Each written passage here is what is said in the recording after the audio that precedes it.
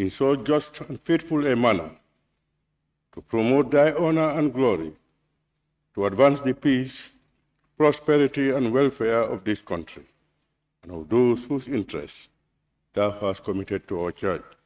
Amen.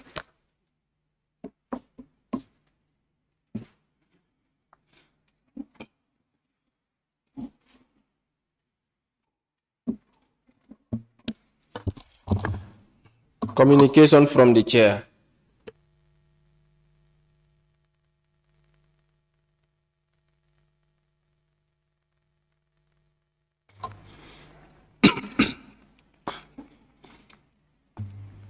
Honorable members, as I welcome you to today's sitting of Monday, 13th March 2023, I wish to express my utter dismay to this Assembly about the unfortunate situation of Thursday, 9th March 2023, in which the Assembly could not proceed with business due to lack of the required quorum. Honorable members, this is indeed unacceptable to the Assembly and as people's representative in a democracy. It is the fundamental and sacred duty of every parliamentarian to attend to the business of the Assembly, irrespective of that day's business. Our primary duty is to be in Parliament, especially when the Assembly is sitting either at plenary or at committee level. This is what we are elected or nominated for. When the Assembly calls, all other business is secondary. Honorable members, as I did communicate at the beginning of this ordinary session, lamenting the concern of the Assembly Business Committee and that of my office, to the gravity regarding the failure of some honorable ministers to appear before this August Assembly on their scheduled business during the previous session. However, we will be devoid of moral authority to condemn or even sanction ministers for non-attendance if we as NAMS cannot respect our own schedule by attending our own sittings. This is indeed worrying and alarming. Honorable members, my office is very concerned about this issue and its effect on the integrity of this August Assembly that we all ought to protect. Thus, I wish to reiterate that the request for permission to be absent from a sitting of the National Assembly would only be considered by my office with at least a day's prior notice. For emergency cases, you may, on exceptional circumstances, inform the table office on the very day itself, requesting for permission. However, the table office responsibility is only to take note of the request and engage my office for approval. Thus, a call or message to table office does not mean an automatic approval of the request. Rather, the table office must get back to you, and I emphasize, the requesting member must wait for my office approval or otherwise. Pertinently, if non-attendance of members is persistently obstructing the business of the Assembly, we will not hesitate to issue a policy directive to the Office of the Clerk for the payment of session allowance to be attached to the daily attendance register being administered each day, verified by the daily record of votes and proceedings. This directive may further provide that deductions should be made for each day's absence as provided for in the policy document that was given to every member during our first day in the Assembly after the general elections. Therefore, it is the responsibility of all of us as honorable members to ensure that we attend the daily sittings during each session as our primary duty to our electors who sent us here for representation. Honorable members, furthermore, I wish to draw the attention of this Assembly, including all honorable members, to Section 91(1)(g) of the 1997 Constitution, which states, and I quote, "A member of the National Assembly shall vacate his or her seat in the National Assembly if, without the permission in writing of the Speaker or reasonable cause, he or she is absent from 10 or more sittings of the National Assembly during any period that the Assembly is in session and continues to meet." Therefore, honorable members, I hereby formally instruct the clerk and table office to ensure that only those honorable members who are present sign the attendance register, as well as those whom I have granted permission are listed on the absence with permission. Otherwise, all other honorable members who absent themselves without my office permission must be listed as absent without permission in the record of votes and proceedings of that day. Similarly, honorable members who are persistent of not attending sittings of the Assembly may be considered to be in contempt of the National Assembly under Section 91(h), and a resolution may be initiated for his or her expulsion in accordance with the said constitutional provision. We will not allow the action of some honorable members to harm the image of this sacred institution of Parliament. We will take all means necessary to protect the integrity and dignity of the Assembly. Honorable members, this is our collective responsibility. In conclusion, I hereby request the Standing Committee on Human Rights and Constitutional Matters to immediately start reviewing the constitutional provision regarding non-attendance of honorable members to sittings of the Assembly, as well as the quorum threshold for a possible introduction of a committee bill to lower them. Finally, I will urge all honorable members to once again take note of the relevant provisions of the Constitution and the standing orders of the National Assembly in our dealings in order to protect and serve this institution well. I thank you very much for your attention. Clerk, can we proceed?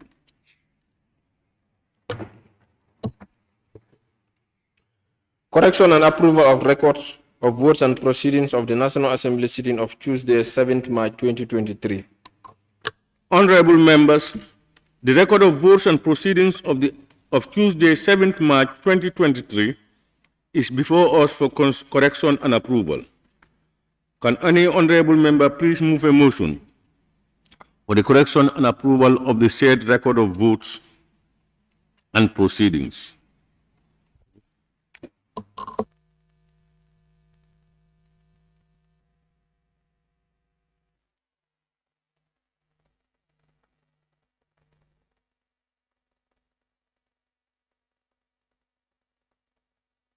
Honorable member for Lower Salum.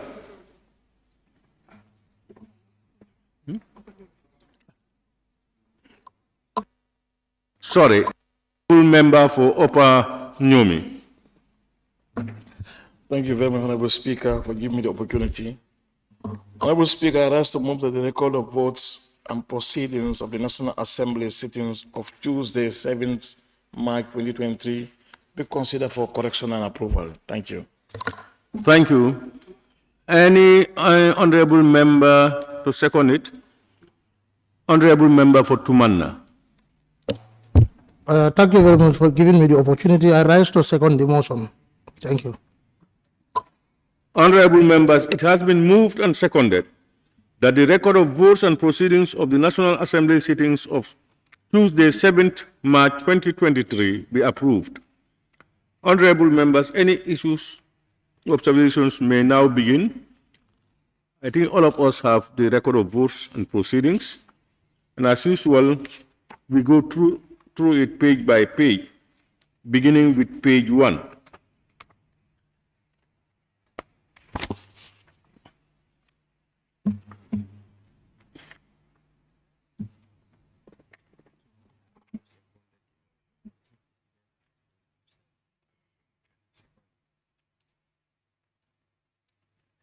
Yeah, to look at the process. Just looking at the record.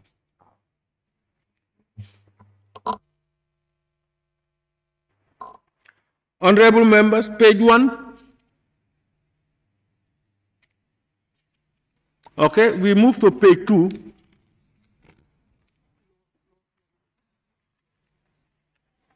Lower Flood West. Thank you very much, Speaker. I've not seen my name in the attendance list and I was present. Have your name been recorded anywhere, either absent, without permission, or with permission? Recorded absent without permission when I was here and I even signed the register. Where was your name recorded? Number?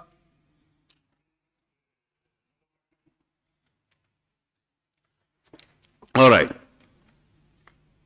Honorable members, we've had it.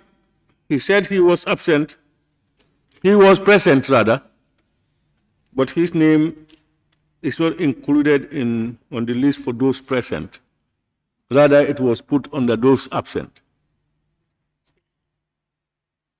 So, let's correct it. We get it corrected. Number 52 on page 3.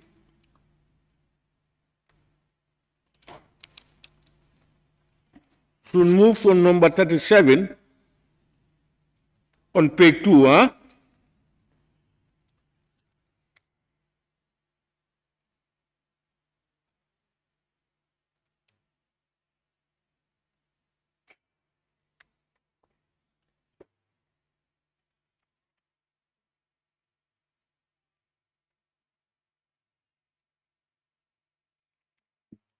Honorable members, any more observations or corrections on page 2?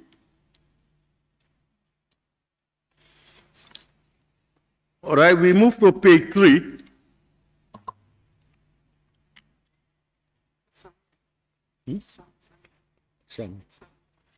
Honorable member for Same. Thank you very much, Honorable Speaker. Honorable Speaker, those who were absent without permission, I wrote a letter to your office before I leave. What was the response?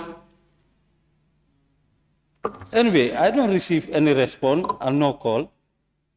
So I thought if I wrote, there should be a response. Before I leave,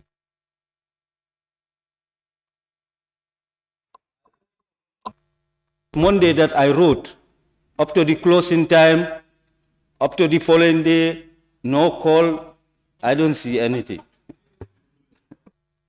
Honorable member, thank you. You know, let us take a process. When you write to me, it is taken to the records, it's taken to the clerk meets it in the running file, it comes to me, and then it goes out. But what I want to make sure is just writing a letter looking for permission is not automatic that you will be granted permission. But more often than not, people write or call and go. I don't call. But then you should have inquired as to the response. You could have gone to clerk. I have written a letter. No, but and you said. Please, listen. You could have, when you write, you have not seen any response. You go and inquire from the clerk. I have written a letter. What's my fate? And I want to go if I am granted permission. Communication is the letter. And you said, let somebody write before the date. And I did that. So I think there should be a response. Remember, I said that. You have written. You have not seen your response. You better go and inquire. You have just written within a day, within 24 hours. And you still want to go. You go and inquire from the clerk. Clerk, I have written a letter to take permission. What is my fate? I have not seen any response. Even if it is going to be verbal at the time, it will be granted or not granted, and then you can go and the rest will be done later. So, but just writing and saying I have written and sitting down. Yes, Honorable Speaker, the ball is in your court now to decide. Honorable Speaker, Honorable member for Sami, am I right? No, Sami. Yes. Honorable member for Sami, have you got the point? When you write and you have not got a response to your request, and you want to know, or you want to move, or you want to go ahead, just move to the office of the clerk and inquire. Sitting back within 24 hours and saying, I have no response, and therefore you are granted permission, is not it. So let's get that clear. We will come to your issue. And now you are saying that because you have written the letter, office of the clerk, where are you people? Did you write to the office of the clerk, or you talk to the table office?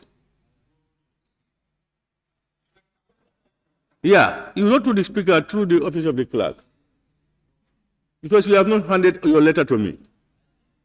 To me? Pardon? No, what I'm saying is, have you given me your letter? I'm not the one to give you the letter. So this is what I'm saying now. This is what I'm saying. I said you have written through the office of the clerk, and you saw me reading the letter.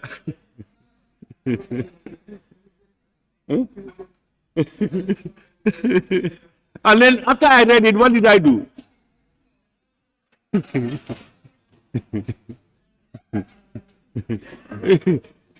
After I read it, I said not approved.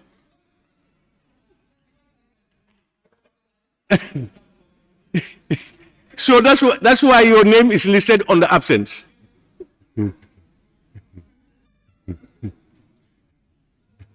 So, honorable member for Sami, we will verify if you have written up to the time I'm making this policy pronouncement. We do accept people calling and then writing and they go. Situations have changed now. We have to avoid doing that. We now have to get approval. If it is an emergency, you can still call the table office on the very day itself, but they also need to verify with us. It's not going to be automatic.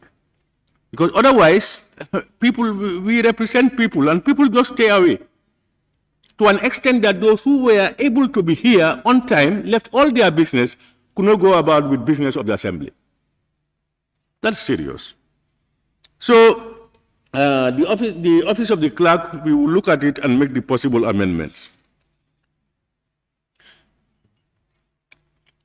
And big number, honorable member for Sami, big number, 56, Number 56. 56, huh? Yeah. Okay. Honorable member for Latrikunda Sabigi. yeah, Honorable Speaker, I just want to ask a question, because when we are making policies, we need to be very clear.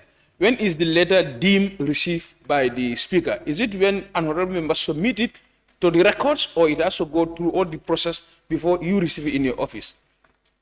When is it deemed received by the Speaker? It's sent to records. You have done your submission. But you must also know that there is a process. When it comes to records, it means assembly has received it. The Speaker, you have done your bit of it. But it goes through a process. You should know that, and you know that. So what we are saying is, if you submit, like you submit your letter today and you want to go tomorrow, and then go to close of business, you have not heard from us, because probably the letter is in a process, go to the clerk, or come to me and tell me this is what has happened.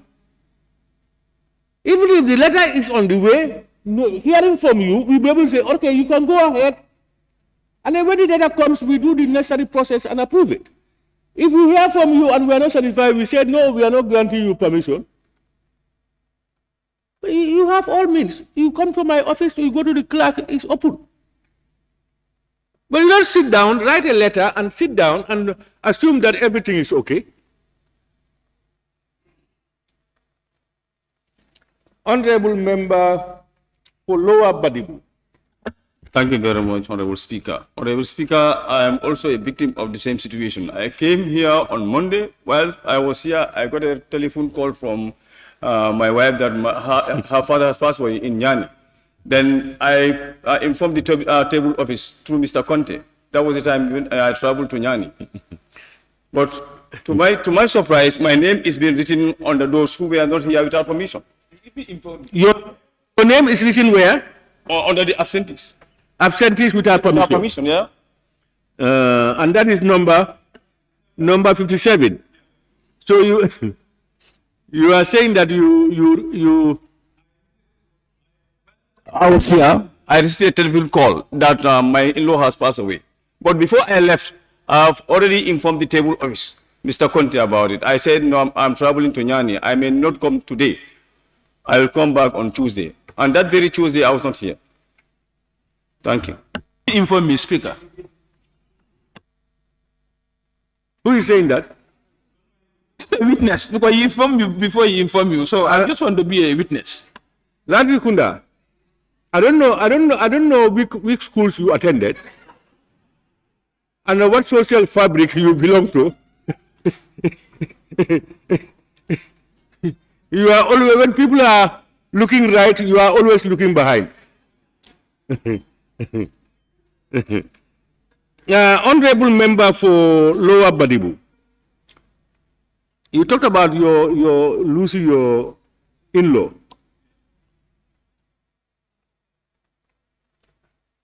And you said you communicated to the table office.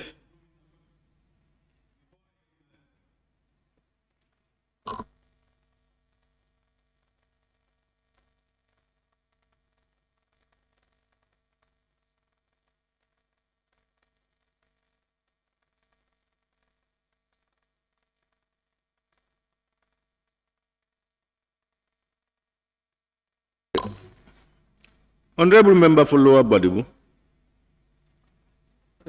Honorable Seni is not around, but losing an in-law is very touching. We will amend that. You know, there are situations where when somebody loses somebody, you can even be tempted to forget what next you can do. So we will definitely understand that one. Should be amended, huh? And the Honorable Member for Lower Salum. Yes, Honorable Speaker. I just have an observation whereby these two members, this other one, he writes to your office, this one informed the table office, and there were no response. So don't you think there's a lapses of communication? Because if somebody communicated to you that he is going, I think whether it's right or not, you're going to grant the permission or not, you should respond to the individual. But if you silence about it, you will not know anything. Thank you. I don't know whether you belong to the same school of thought with Honorable Member for Latrikunda Sabigi. And I begin to wonder which schools you have attended.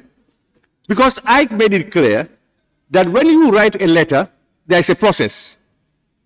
The letter is not submitted to the speaker directly. It goes through a process. But you know that you have written a letter. Up to the time, probably if you have written it today and you want to be absent tomorrow morning, and then you have not got your response up to the close of business, what prevents you from inquiring to know the fate of your letter? Because before you can respond, the letter has gone through the process. If you had applied a week before you go, probably you have got your written response. But you wait until a day to the issue or the very day and you want a response. That's what school, I don't know. Please join our school.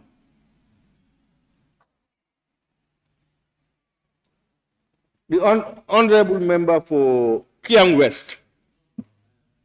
You are speaking. You have withdrawn. Okay, then we now on page 3, we move to page 4.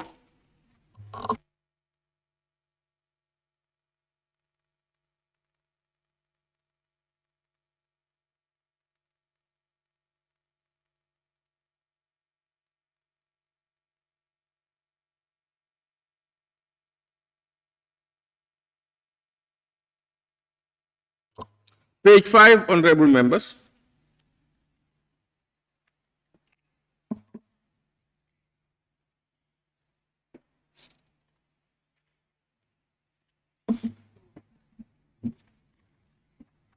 And then last page, page 6.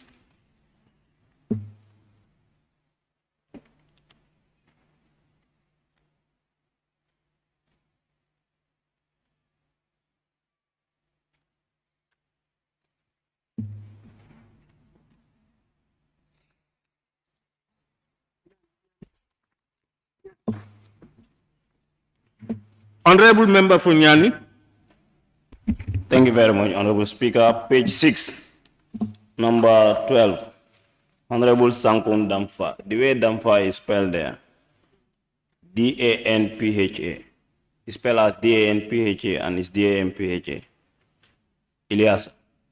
And it should be D-A-M.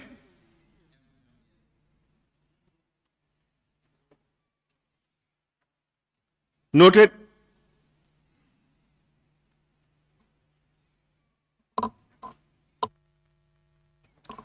All right.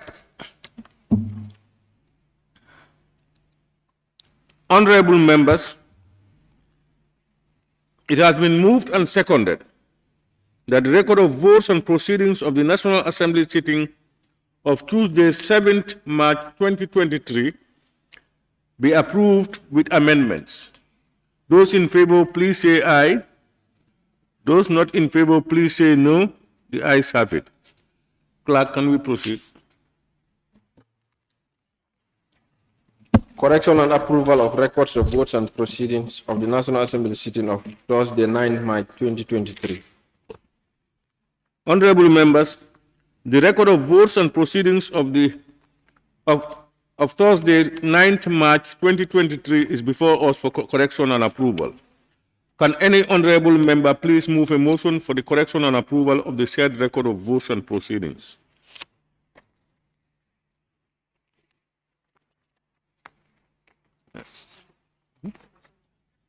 Honorable member for Sabak Sanjal. Thank you very much, Honorable Speaker. I rise to move that the records of votes and proceedings of the National Assembly sittings of Thursday, 9th March be amended and approved. Any seconder? Honorable members? Honorable member for Lower Nyoni.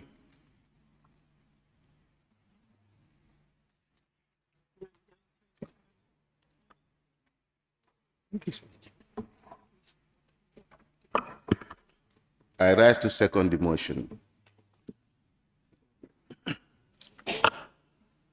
It has been moved and seconded that the record of votes and proceedings of the National Assembly sitting of Thursday, 9th March 2023 be considered and approved. Honorable members, any observations or comments? We may begin. As usual, we go through it page by page, beginning with page 1.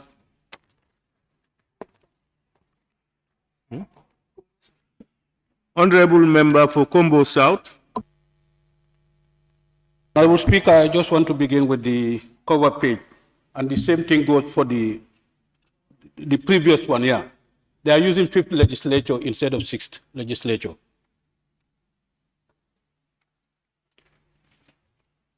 For Tuesday the 7th and also Thursday the 9th, they are using 5th. Sorry, Honorable. I think this one is critical. Let's get that corrected. Honorable members, the cover page of both records of votes and proceedings, instead of the 5th assembly, it should be the 6th assembly. Yes, Honorable member, can you continue? Pardon? On the cover page. Yes. Yeah. We can continue on page 1, if you have any.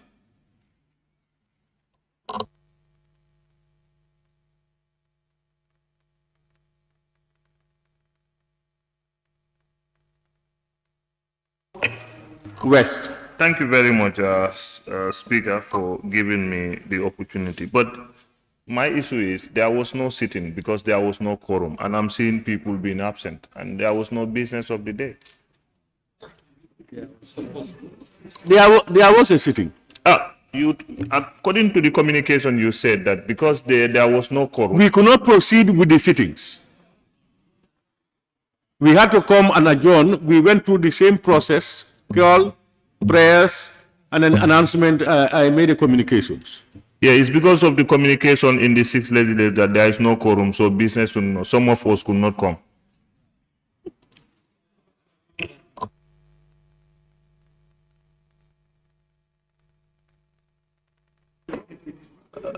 Law of Flood West, that's invalid observation. That's an invalid observation.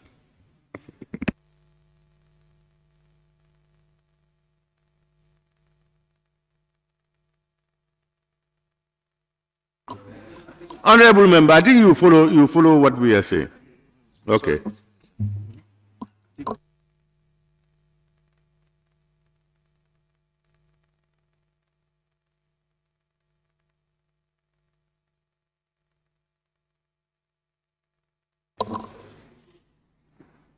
Is the honorable member for? Lower Fuladu, you agree? And pardon? We are going to the same school. Yeah, I'm glad to hear that. The communication actually, I said we could not proceed with the sittings. But we came in through the same process, but we could not continue because we never had the quorum. So we had to adjourn. Any other honorable member on page 1 rather. I think we are on page 1. Combo East.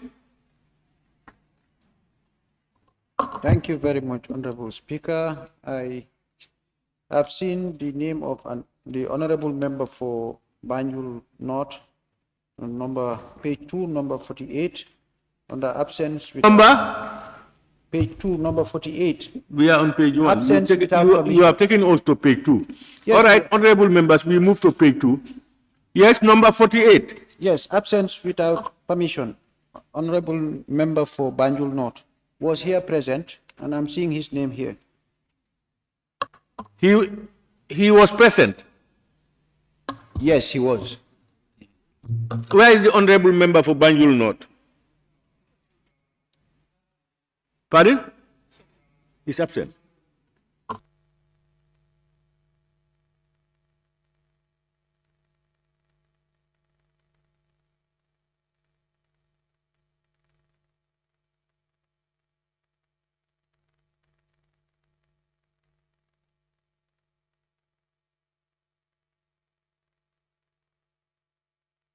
All the names listed as present, if we had that, we were going to have a quorum. No. Observation, Honorable Speaker. Just hold on. Okay, that's 27. Okay. All right. Okay. Yes, somebody. But let's clear this. Yes. Honorable Modu Laminba, member for Banjul North. According to the member for Combo East, he was present. He was here. And then he's marked absent. Speaker, observation. Yes? Yes, the member for Banjul North was here, but he came late when we already adjourned and went for the meeting. He was late.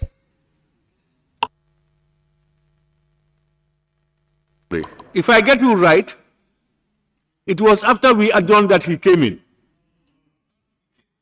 Oh, okay. It's okay. Yes, Combo South. I already saw. There was a technicality in this. The honorable member for just one signed, but he was not in physically, so he was not counted. So that's why we were not able to have the quorum. Yeah. Yes, no, he was not here. Don't argue, you were not here, please. No, sir. Sir left before we did the counting. Yeah.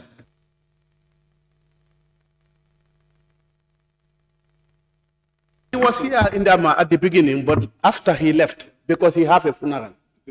The member for Jos one.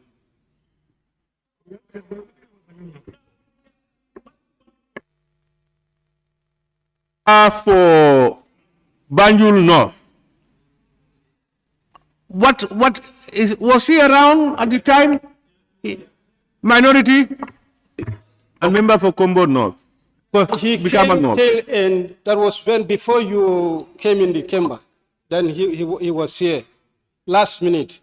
As honorable member for Combo South indicated, the member for Jeswang was here up to around 11 because he was brief. So he had to go to attend the burial. Then upon last minute, then the member for Banjul not also came. So this was the thing. You see, what usually happens is, prior to my coming in, I'll be advised by the clerk and the table office that we've got either the quorum to start business or we don't have a quorum. That's why that day we had to wait until around midday to try to get the quorum. Now, probably at the time I was coming in, because we came in with the notion that we had no quorum. And any time I came in, probably one or two could have just come inside, and then we may not count them, and yet they will have made us have a quorum. So we will take note of those things. But what is clear is Ba was here with us.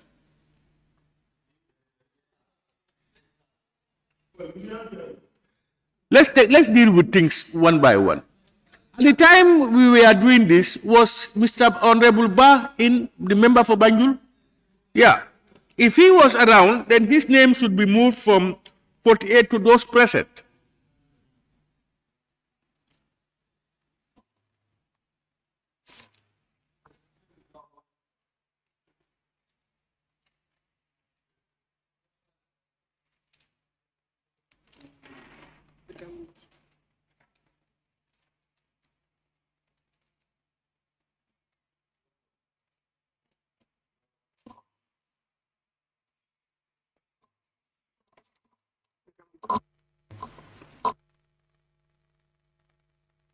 For Brikama North. Besides that, pardon? With the inclusion of Ba, we were still without quorum because at that point in time, honorable member for Jeswang was out.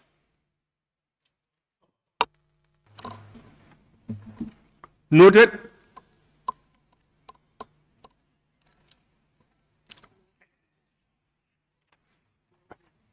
Lower Fladu West. Yes, for record purposes, if you registered Ba in and you registered SAR in, if you look at when you amend it, it will tell us that we have quorum. Because that will tell you the total number of attendance for that day. I don't understand you. Can you say it again? I said, what I'm explaining here, we already had 27. And in that 27, you are bringing Molamin Biba in as present. That's 28. And if you also bring in SAR, counting SAR as...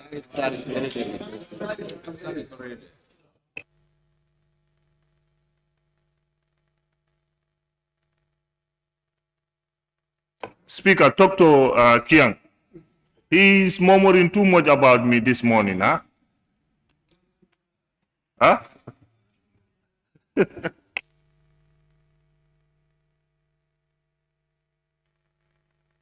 You know, I think if I get you, honorable member, you saying that so far we brought in Honorable Mohamed Lamin Ba for Banjul North, to those present. The list now is 28. Am I right? And 28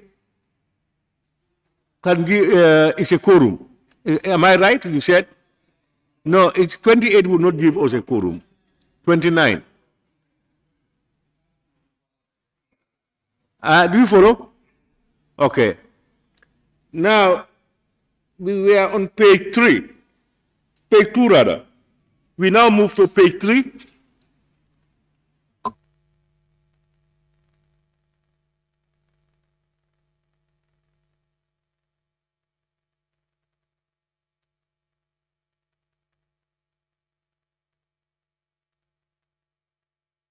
All right, honorable members, it has been moved and seconded that the record of votes and proceedings of the National Assembly sitting of Thursday, 9th March 2023 be approved with amendments. Those in favor, please say aye. Those not in favor, please say no. The ayes have it. Clerk, can we proceed? Laying of papers and reports. A report of the Standing Committee on Human Rights and Constitutional Matters on the Prevention and Prohibition of Torture Bill 2020 by the Honorable Chairperson of the Committee. Honorable members, we recall that a carryover motion by the Honorable Attorney General and Minister of Justice on the said bill was accepted. Therefore, we will continue from where the bill stopped in the 5th legislature. The committee is today scheduled to table its report before the Assembly. Once the report is tabled, debated and adopted, the next stage of the bill, which is the consideration stage, will be scheduled accordingly at another appointed day. I will now therefore invite the Honorable Chairperson of the Standing Committee on Human Rights and Constitutional Matters to table the report of the committee. Honorable Member. Thank you very much, Honorable Speaker. Honorable colleagues, laying the report of the Standing Committee on Human Rights and Constitutional Matters on the Prevention and Prohibition of Torture Bill 2020. Honorable Speaker, I rise to table before this August Assembly for the consideration and adoption the report of the National Assembly Standing Committee on Human Rights and Constitutional Matters Committee on the Prevention and Prohibition of Torture Bill 2020, which was referred to the committee by the plenary on its sitting of Tuesday, 21st July 2020. During the process, the committee has extensive consultations with relevant stakeholders and also made references to criminal code as well as international law instruments such as the United Nations Convention on Torture and other cruel, inhuman, and degrading treatments of punishment, 1987, as well as the Declaration of the Protection of All Persons from being subjected to torture and other cruel, inhuman, or degrading treatment of punishment, 1975. During the consultations, Honorable Speaker, the committee scrutinized each of the provisions and made the following recommendations as detailed below. On clause 3 of the bill, in this act, torture means any act of omission by which severe pain or suffering, whether physical or mental, is intentionally inflicted on a person by or at any instigation of or with the consent of acquiescence of any person, whether acting in an official or private capacity, for such purposes as A, obtaining information or a confession from the person or any other person. B, punishing the person for an act he or she or any other person has committed or is suspected of having committed or planning to commit, or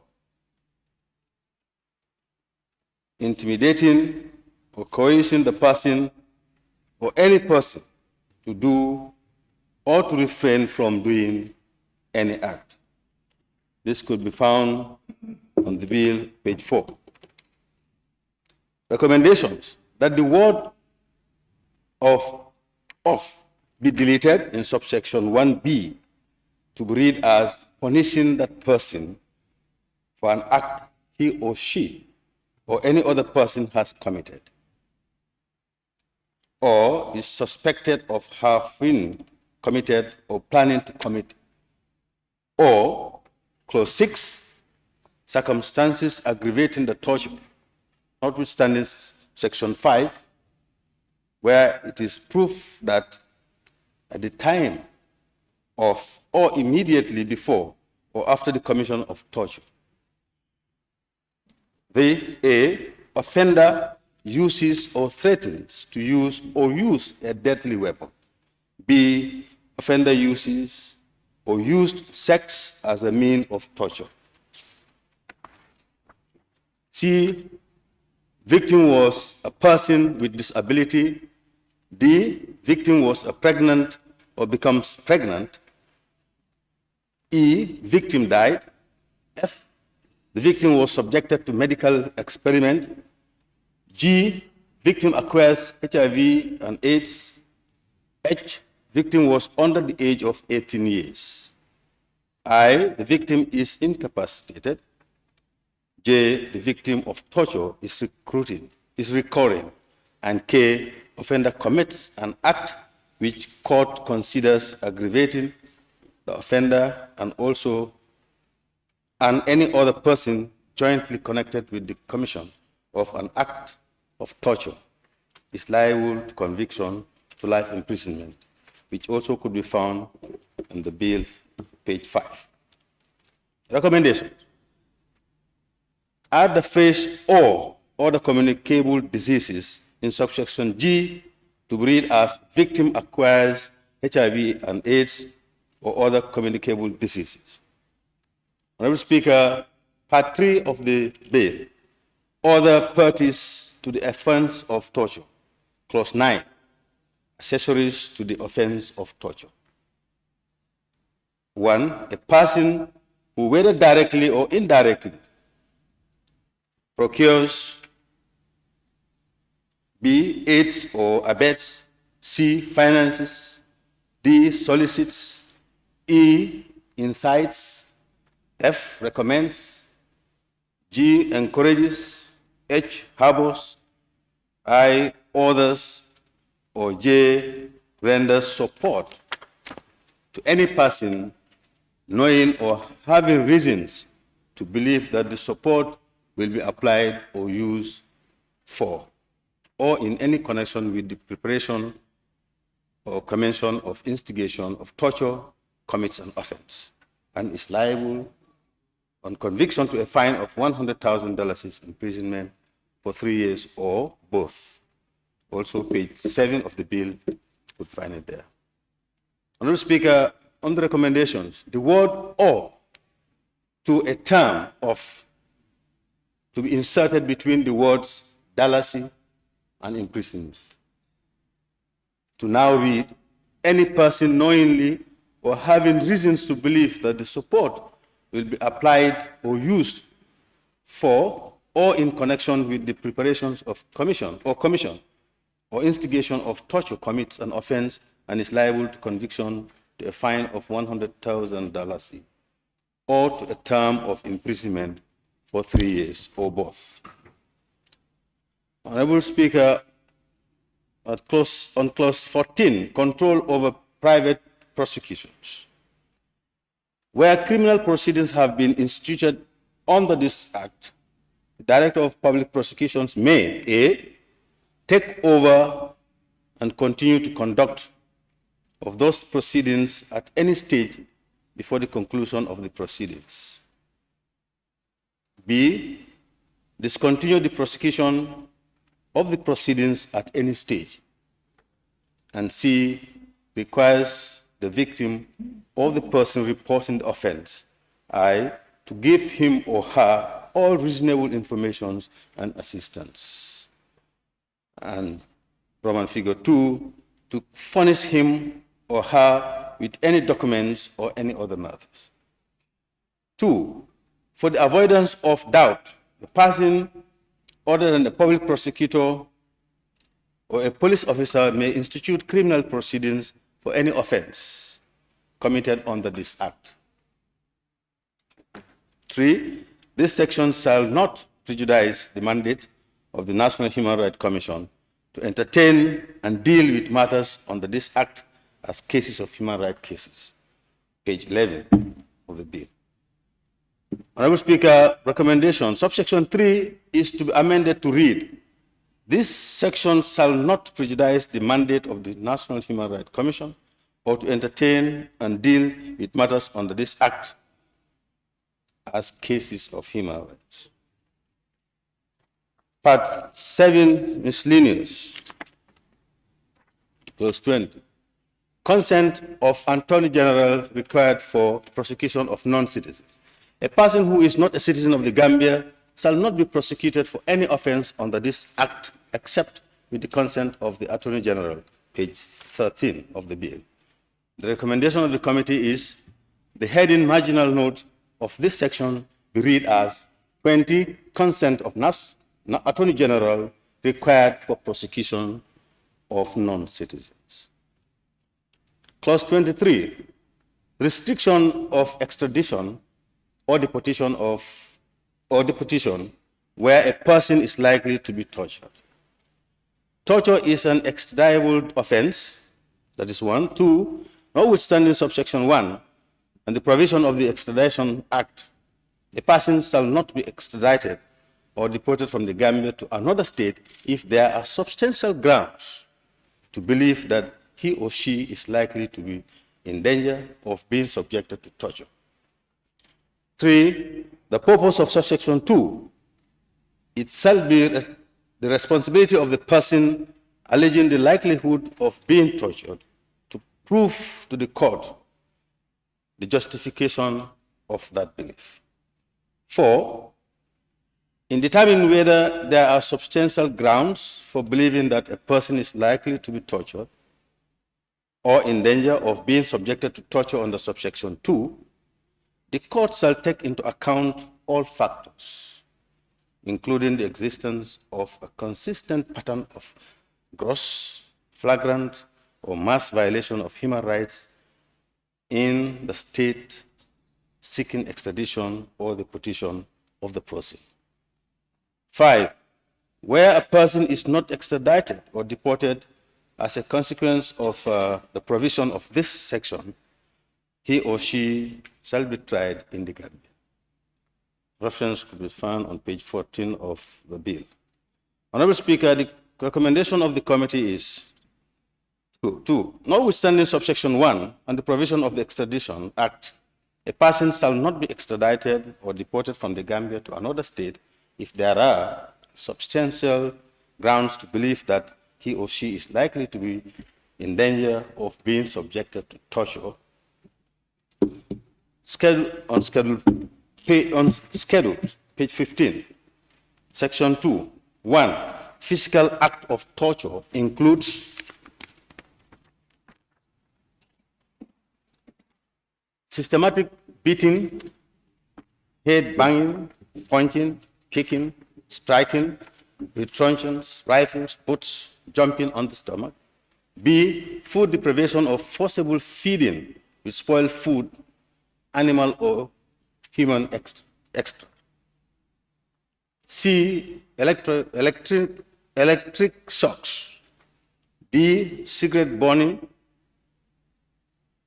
by electrical heated rods, hot oil, acid by the rubbing of paper, or other chemical substances on mucoses, membranes, or acids of spices. E, the submersion of the person's head in water or water polluted with excrement, urine, vomits, and blood. F, being tied or forced to assume a fixed and stressful body position. Rape, that is G, and sexual abuse, including the insertion of foreign bodies into the sexual organs or rectum, or electrical tortures on the genitals. H, mutilation such as amputation of the essential parts of the body, such as the genitalia, ears, and tongue.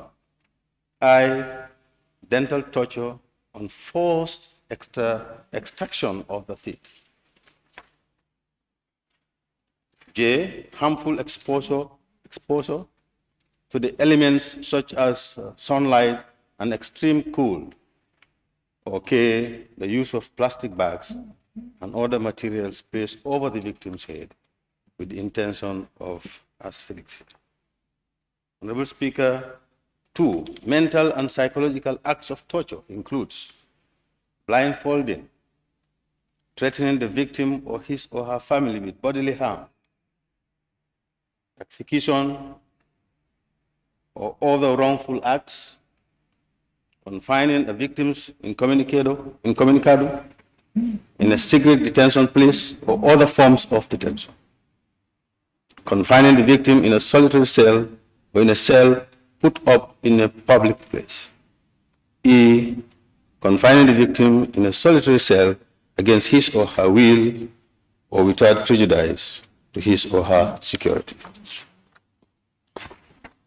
F, prolonged interrogation of victim so as to deny him or her normal length of sleep or rest, maltreating a member of the victim's family, witnessing the torture sessions by a victim's family or relatives, denial of sleep and rest, shame infliction such as stripping the victim naked, parading the victim in a public place, shaving the head of a victim, or putting a mark on the body of the victim against his will or her will.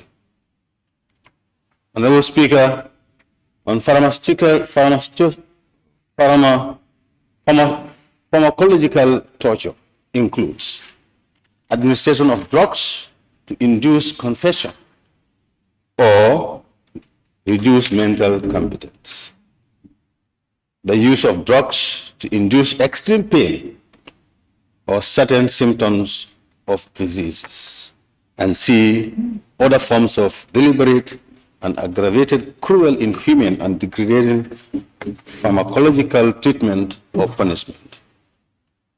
Honorable Speaker, on the recommendations of the committee, Section 2 and 3 of the cell to amend to read as follows. Mental and psychological acts of torture includes confining the victim in a solitary cell against his or her will with prejudice to his or her security.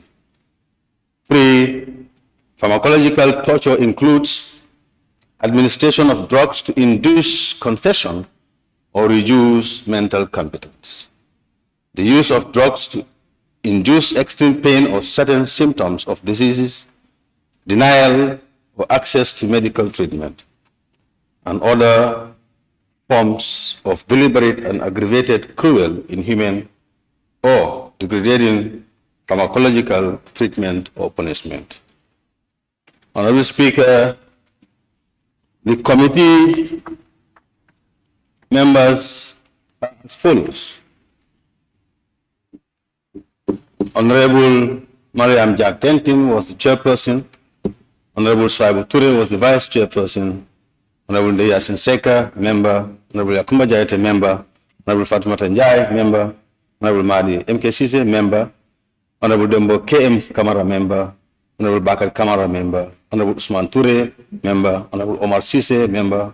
Honorable Alhagie S. Darbo, member. And Honorable Momodu Kamara, member. The support staff were Suleiman Jallo, senior legal officer, then former staff. Lamin M. Diba, research officer.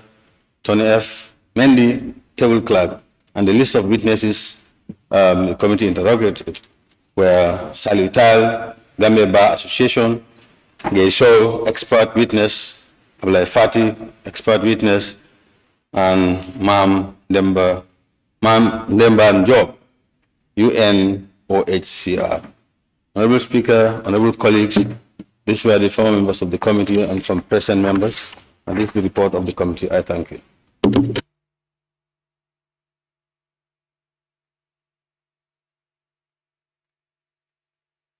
Honorable members, any seconder?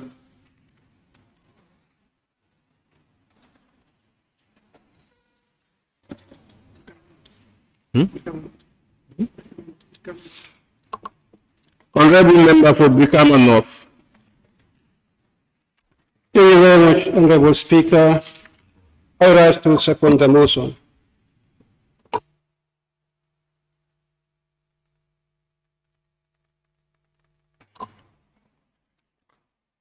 Honorable members, I now put the question.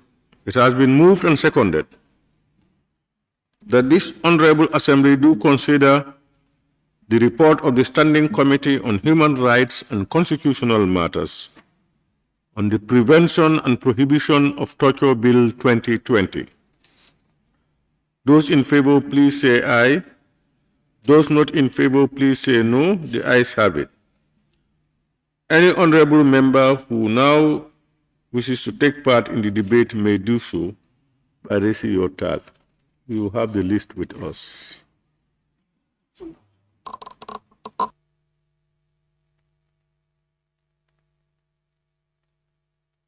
Honorable member for Busumbala.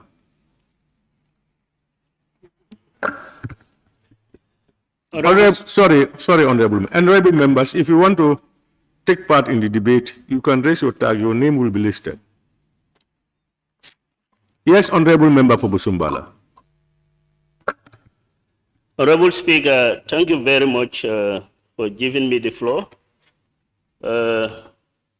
I thank the mover of the motion, Honorable Mari Sise, for giving us that brilliant submission on the committee works on prevention and prohibition of torture bill.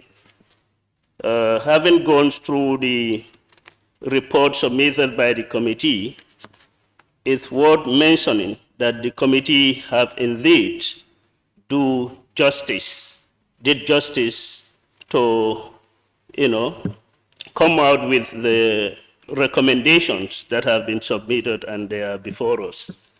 I believe the bill is timely and it is only going to strengthen the legal process of obtaining information that are necessary for the prosecutions to rely on in order not to make persons prejudice of their rights in inflicting torture or inhuman and degrading treatments meted on them as we have been seeing or witnessing in this jurisdiction.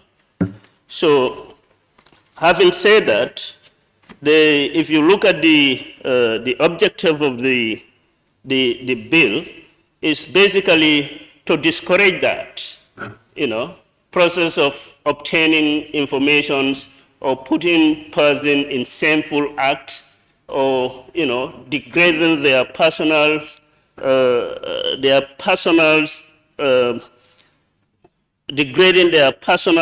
abilities and so many unnecessary acts that the persons undergoes whilst having obtained certain information from them. The objective of this particular bill is also to bring or to bridge the gap, the legal gap that has been created, the lacunas in the provisions of other laws. This bill also will serve as a complement to other laws in order to effectively and efficiently, undertake proceedings of prosecutions regarding those silence issues in the law. So it is timely that we have this bill, and we thank the committee for that brilliant, observations and recommendations in the bill. Thank you very much, Honorable Speaker.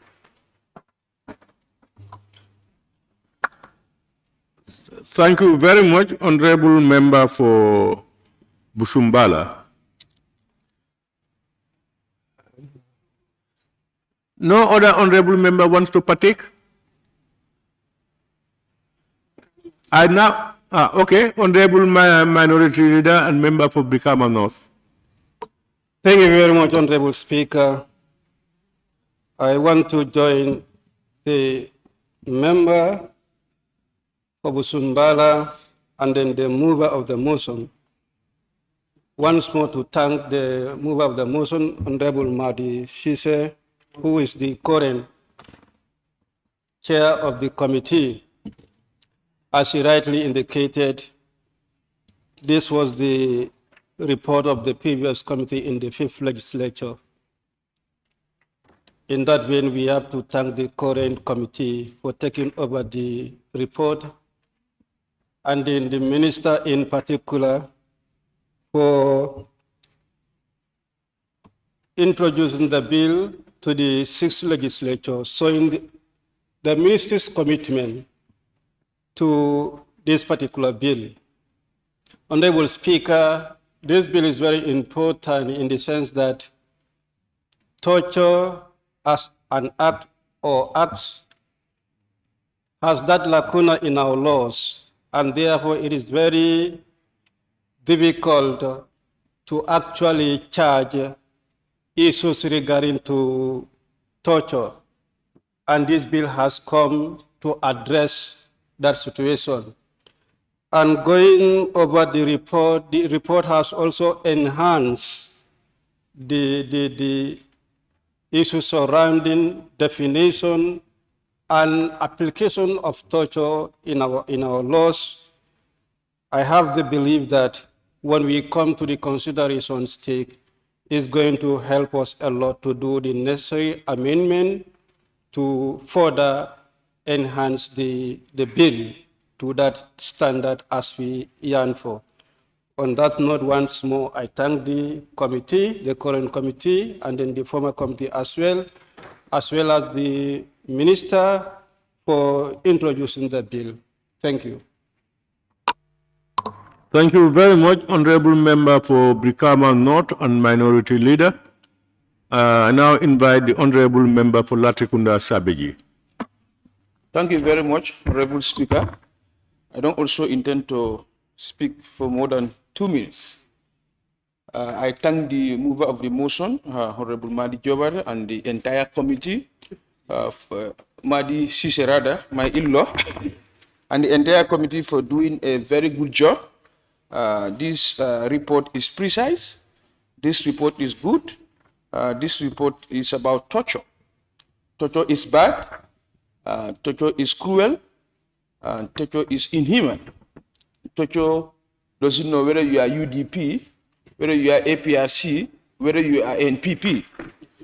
Torture makes people to speak under duress. It makes people to speak under compulsion, and it makes people to confess to crimes you have not committed. So therefore, I thank the committee once again. I'm sure this bill will have a smooth run to be passed so that the lacuna in our laws with regards to torture can now be filled. Thank you very much. Thank you very much, Honorable Member for Latrikunda Sabiji. Honorable members, may I now call upon the mover of the motion, the chairperson, to respond to the issues raised on the report. Honorable Chairperson. Thank you, Honorable Chair. Well, as the parliamentary language, this is a non-controversial bill. That is why there is no issues raised. It's only commendations and praises to the government of the day for bringing the bill before us, because this is a human rights issue. They are cognizant to it. That's why they have brought it before us as a continuation. So I do not have any responses, just to thank your honorable office and the office of the clerk and the support staff and my honorable colleagues for no comments, as it is a non-controversial bill. Thank you. Honorable Chairman, don't you think it's also worthwhile to put on records on the bill the current membership of the committee? Noted. We'll take care of that. Thank you for that.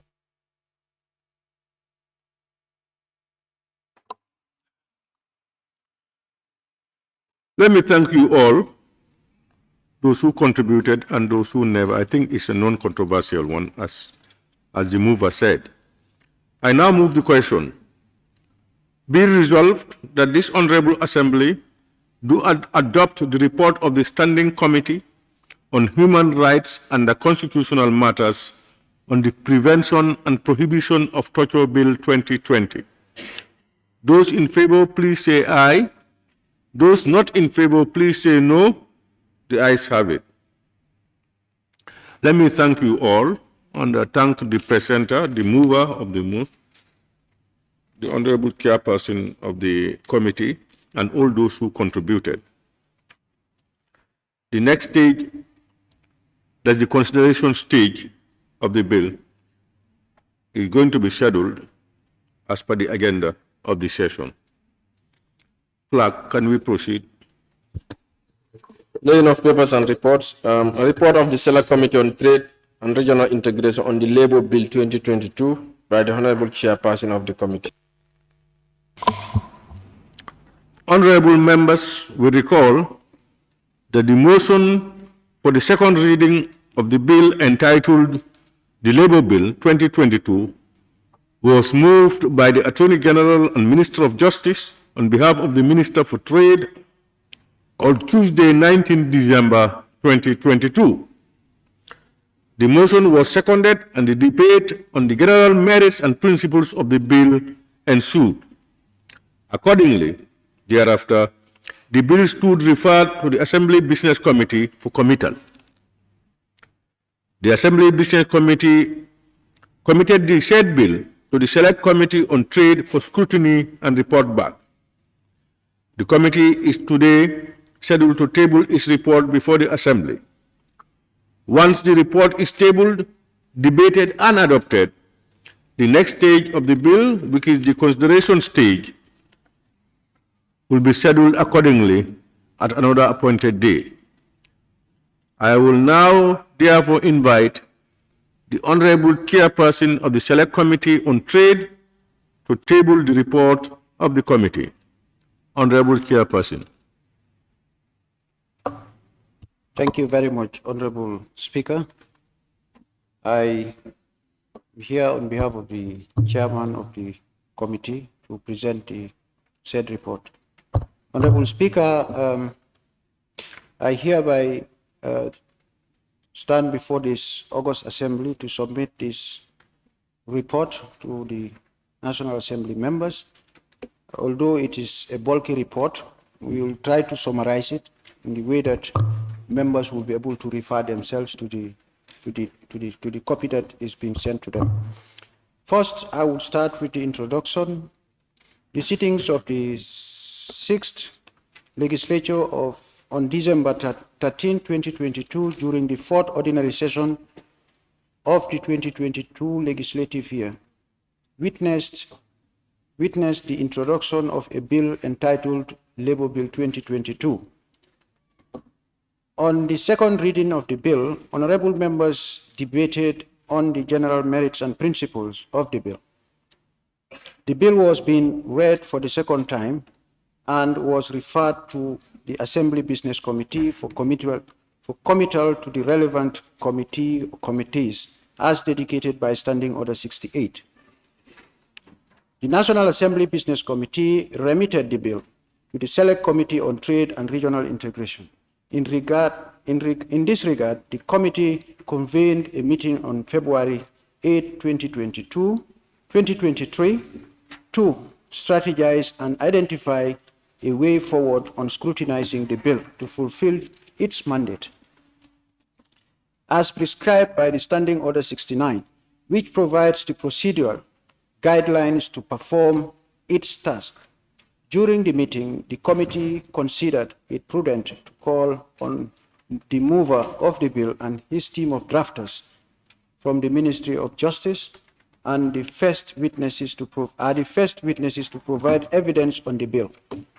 This gave the honorable members the chance to clear all issues raised before engaging the relevant stakeholders. For comparison purposes, it also took note of information regarding the existing act in the country governing labor issues and in other jurisdictions. This report indicates the mandate proceedings of the committee and provides a summary of evidence gathered from witnesses. All the proposals for amendments were also captured for case of reference for members in scrutinizing the bill, for approval or otherwise at the consideration stage. The composition of the committees. The composition of the committee for the Select Committee on Trade the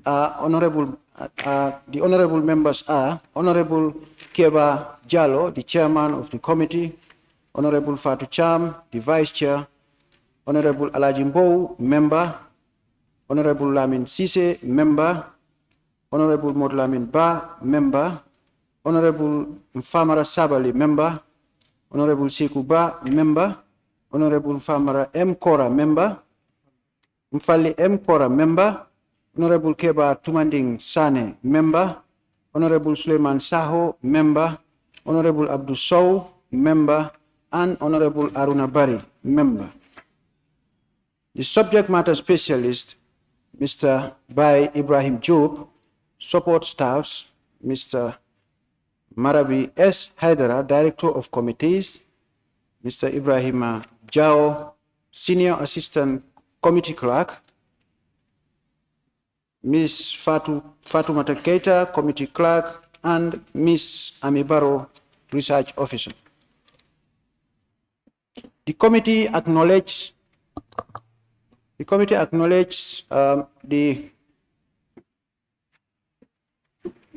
admits its appreciation to the Office of the Clerk of the National Assembly for providing the logistics support staff that gave the best to enable the committee to complete its work. This has invaluably contributed to enabling the committee to perform its responsibilities as mandated in Section 109 of the 1997 Constitution of the Republic of the Gambia. The committee is also grateful to the Ministry of Trade, Regional Integration and Employment and the representatives from the Ministry of Justice for the great commitment, consistency, humility, and professionalism displayed in clarifying and acknowledging all gaps marked by options to address them during the engagement. Concerns were all addressed and the considerations are incorporated as agreed by all parties. The committee is equally grateful to all other stakeholders, witnesses who took time to scrutinize the bill and satisfactorily demonstrated competence, dedication, professionalism, and objectivity in giving valuable evidences which enriched the content of the bill. Finally, the committee wishes to commend all the honorable members for demonstrating a high sense of commitment and dedication throughout the exercise.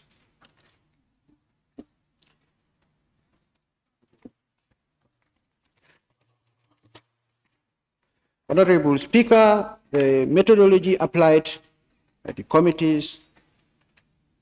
The committee adopted the following methods to gather evidence. A, called witnesses to testify. B, called for submission of documentary evidence. C, convened meeting to rationalize, harmonize proposal for amendments. Convened meetings to validate the bill with its proposed amendments.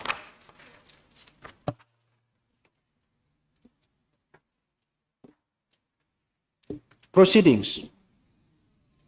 The committee relied on the testimonies of witnesses to review the details of the whole bill, clause by clause, taking due notice of any input aimed at adding value to the content of the bill. Cross-references were made to ensure that the content of the bill were brought in conformity with the 1997 Constitution of the Republic of the Gambia, the Labour Act 2007, and other laws of the country. Witnesses were also invited. The list of witnesses could be referred to honorable members on page 8, as listed on page 8 and 9 respectively. Honorable Speaker, the summary of evidence. This bill, the Labour Bill, consists of 9 parts and 185 clauses. The objects of the bill is to provide not only monetary benefits, but also to ensure occupational health and safety at workplaces. This review is necessitated due to the numerous loopholes and unclear provisions that have been identified in the Labour Act 2007. During the stakeholders' consultation, it was highlighted that the current Act is silent on important issues such as the expatriate quota, domestic servants,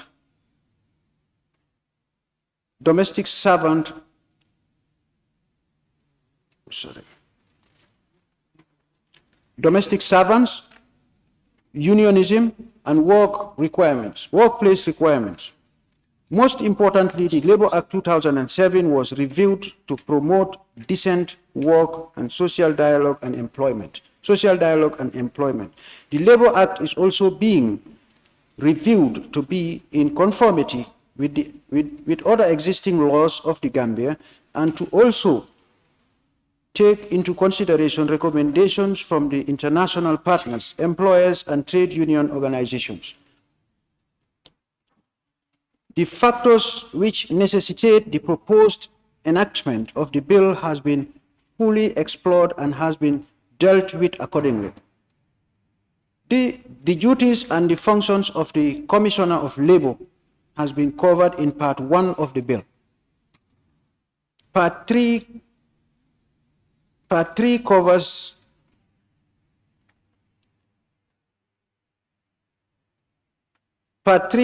the silence and operations of private employment agencies. Part 4 talks about the licensing and operations of private employment agencies. Part 4 talks about the establishment, composition, and functions of the Labour Advisory Board. The establishment, composition, and functions of the Expatriate Quota Allocation Board and the Industrial Tribunal were covered in Parts 5 and 6 respectively. Part 7 covers the rights and duties of both employers and employees. Conditions regarding the employment of children, women, and persons with disabilities were covered in Part 8, 9, and 10 respectively. Labor subcontracting is covered in Part 11, Part 12 and 13 covered maintenance and development of human resources and contract of employment and their types respectively. Occupational health, safety, and welfare is covered under Part 15, and Part 16 covers the protection of wages. Parts 17, 18, and 19 covered the issues on discipline, dismissal, redundancy, freedom to associate, and the right to collective bargaining and industrial relations in miscellaneous respectively. The witnesses emphasized the necessity for the various boards and the industrial tribunal to manifest competence and professionalism in all their undertakings to handle labor issues in the country. Honorable Speaker, finally, it is envisaged by all stakeholders that the bill will address the labor issues in the country by utilizing the tripartite system, which is inclusive. Getting into the bill part by part, in summary, the techniques, the scrutiny, evidence, consideration, and advice recommendations of the committee to the parts and clauses of the bill. Part 1, preliminary.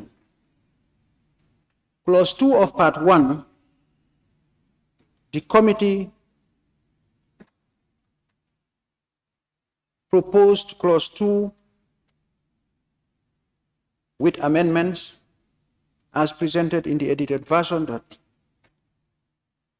it is requested for amendments as will be appropriated in the amendments of the said bill. Clause 3. Clause 3 of Part 1 is also recommended for amendments.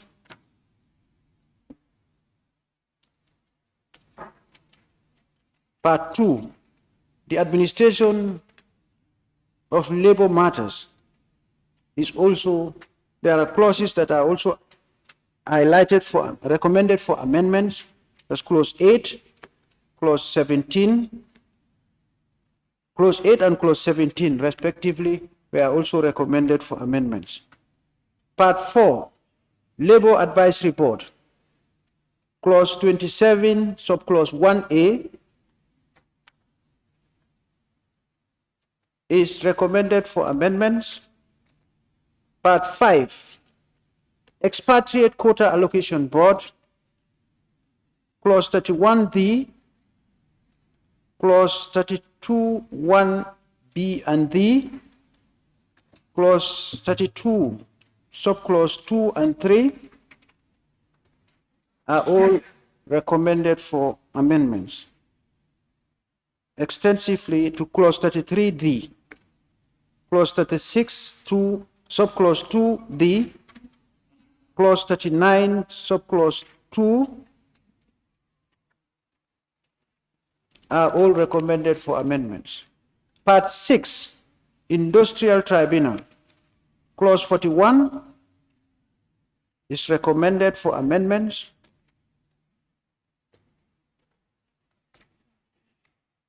Part 8, Employment of Children. Clause 54, Subclause 1 is recommended for amendments. Part 9, Employment of Women, Subclause 62, Clause 62, Subclause 5.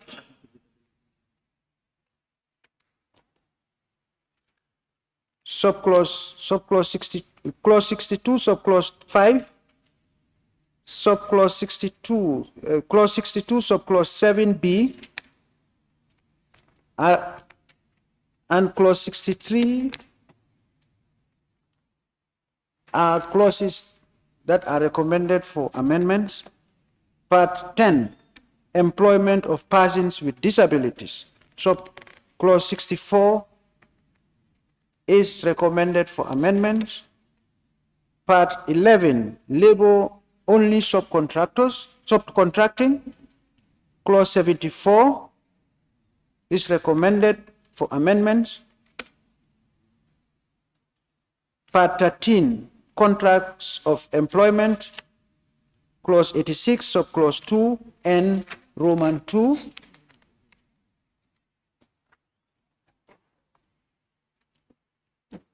Clause 86, Subclause 2M, Clause 90, and Clause 90, Clause 96, Clause 99, and Clause 100 are recommended for amendments. Part 14, Terms and Conditions of Employment. Clause 108, Clause 109, Subclause 5, are recommended for amendments. Part 15, Occupational and Health Safety Welfare. Clause 113, Clause 119, Clause 120, Subclause 1, 2, and 3 are recommended for amendments. Part 16, protection of wages, Clause 124,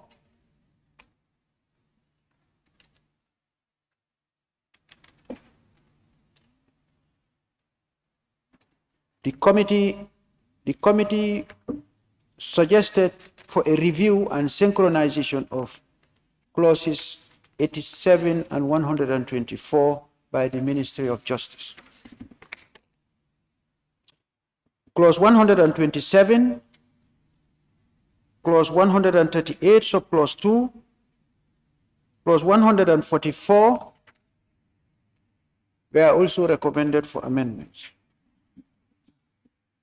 Part 18, freedom to associate, the rights to collective bargaining and industrial relations. Clause 142, Subclause 2A, Clause 149, Clause 152, Subclause 3, Clause 156, Clause 157, Clause 158, Clause 162, Clause 166, Clause 168, Subclause 8, Clause 169, Subclause 3, Clause 170, Subclause 1,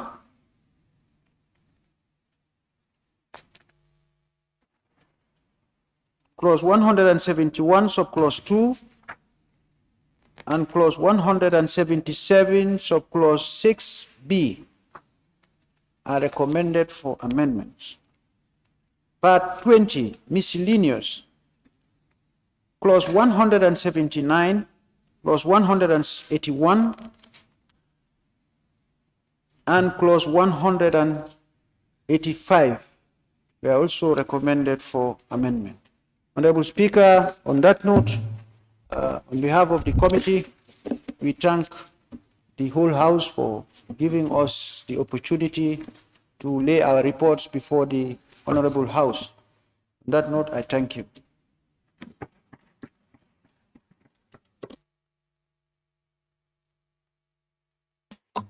Thank you very much, Honorable Member for Combo South, for ably presenting Combo East.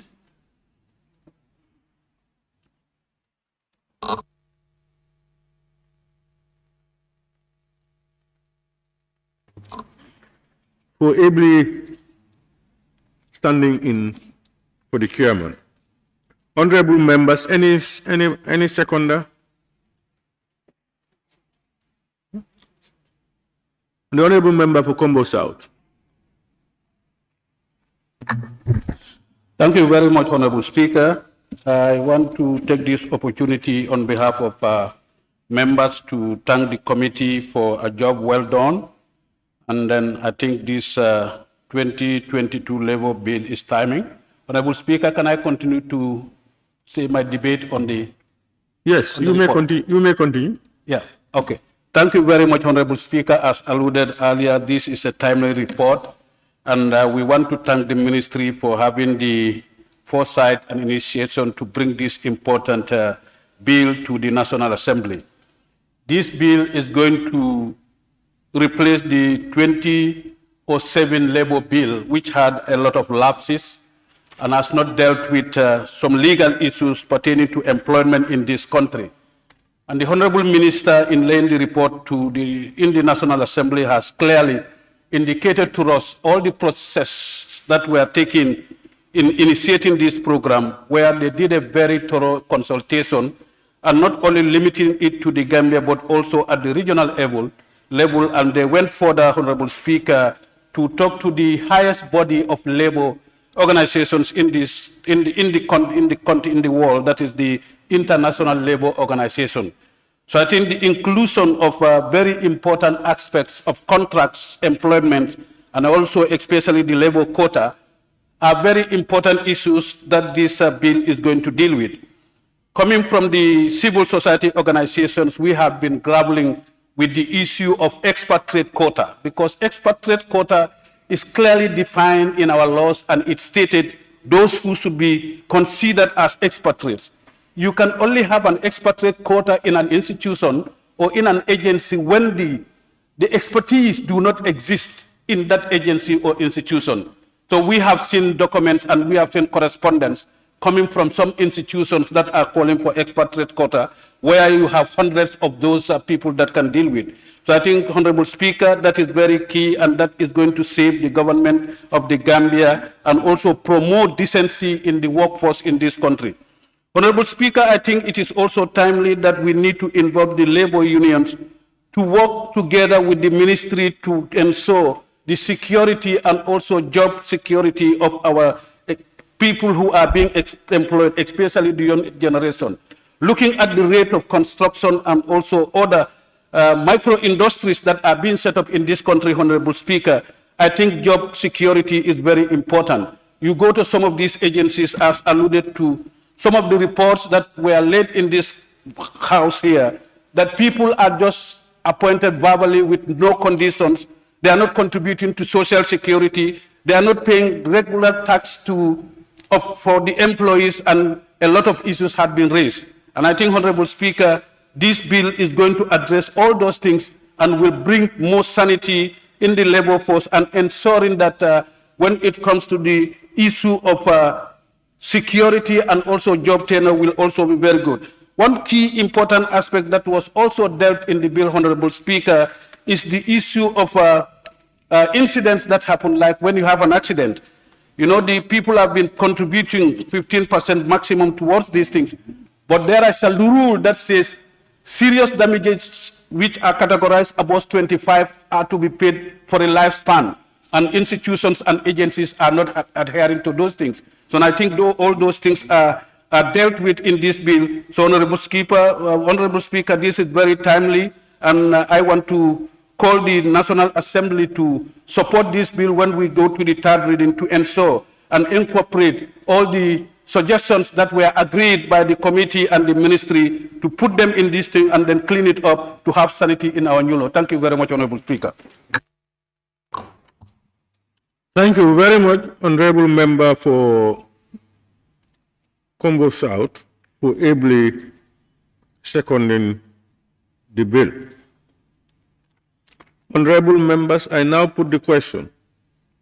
It has been moved and seconded that this Honorable Assembly do consider the report of the Select Committee on Trade and Regional Integration on the Labour Bill 2022. Those in favor, please say aye. Those not in favor, please say no. The ayes have it. Any honorable member may now opt to take the floor and contribute on the debate. I have a list here. I now invite the honorable member for Combo East.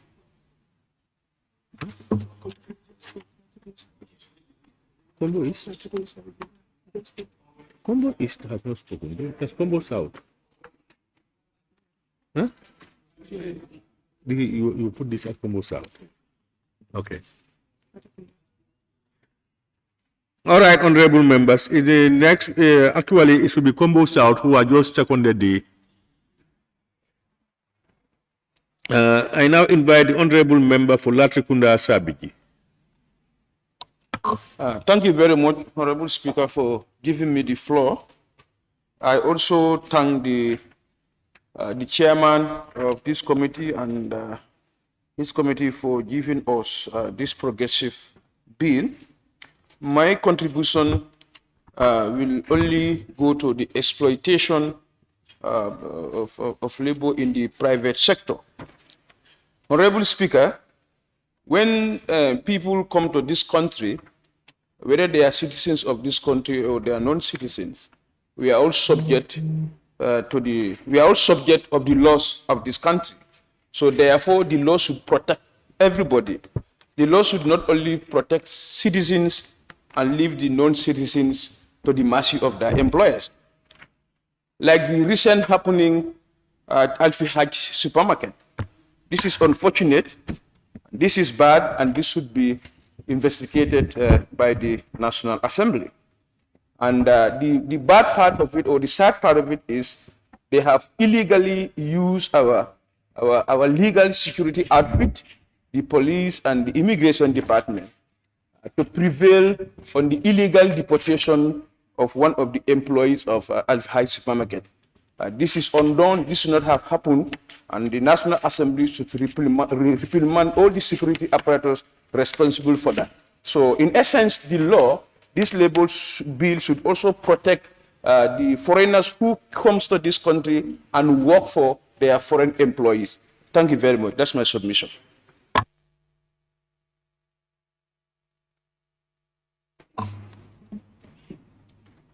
Thank you very much, Honorable Member for Latrikunda Sabiji. I now invite the Honorable Member for Kiang West.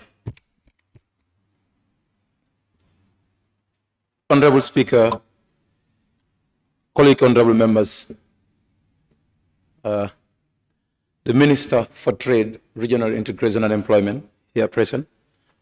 I also want to join the presenter of this report to definitely thank the ministry for bringing such an important bill to the Parliament, and the committee members who had really taken time to deliberate over this bill. But then, Honorable Speaker, I also want to thank the committee clerks, because if you look at the kind of a report that is presented here, this is a very good report. It has highlighted clauses very well, and the amended version that the presenter of the report was talking about are all incorporated in the report. These amendments were not just recommended, but the proposals for amendment were also stated in the report.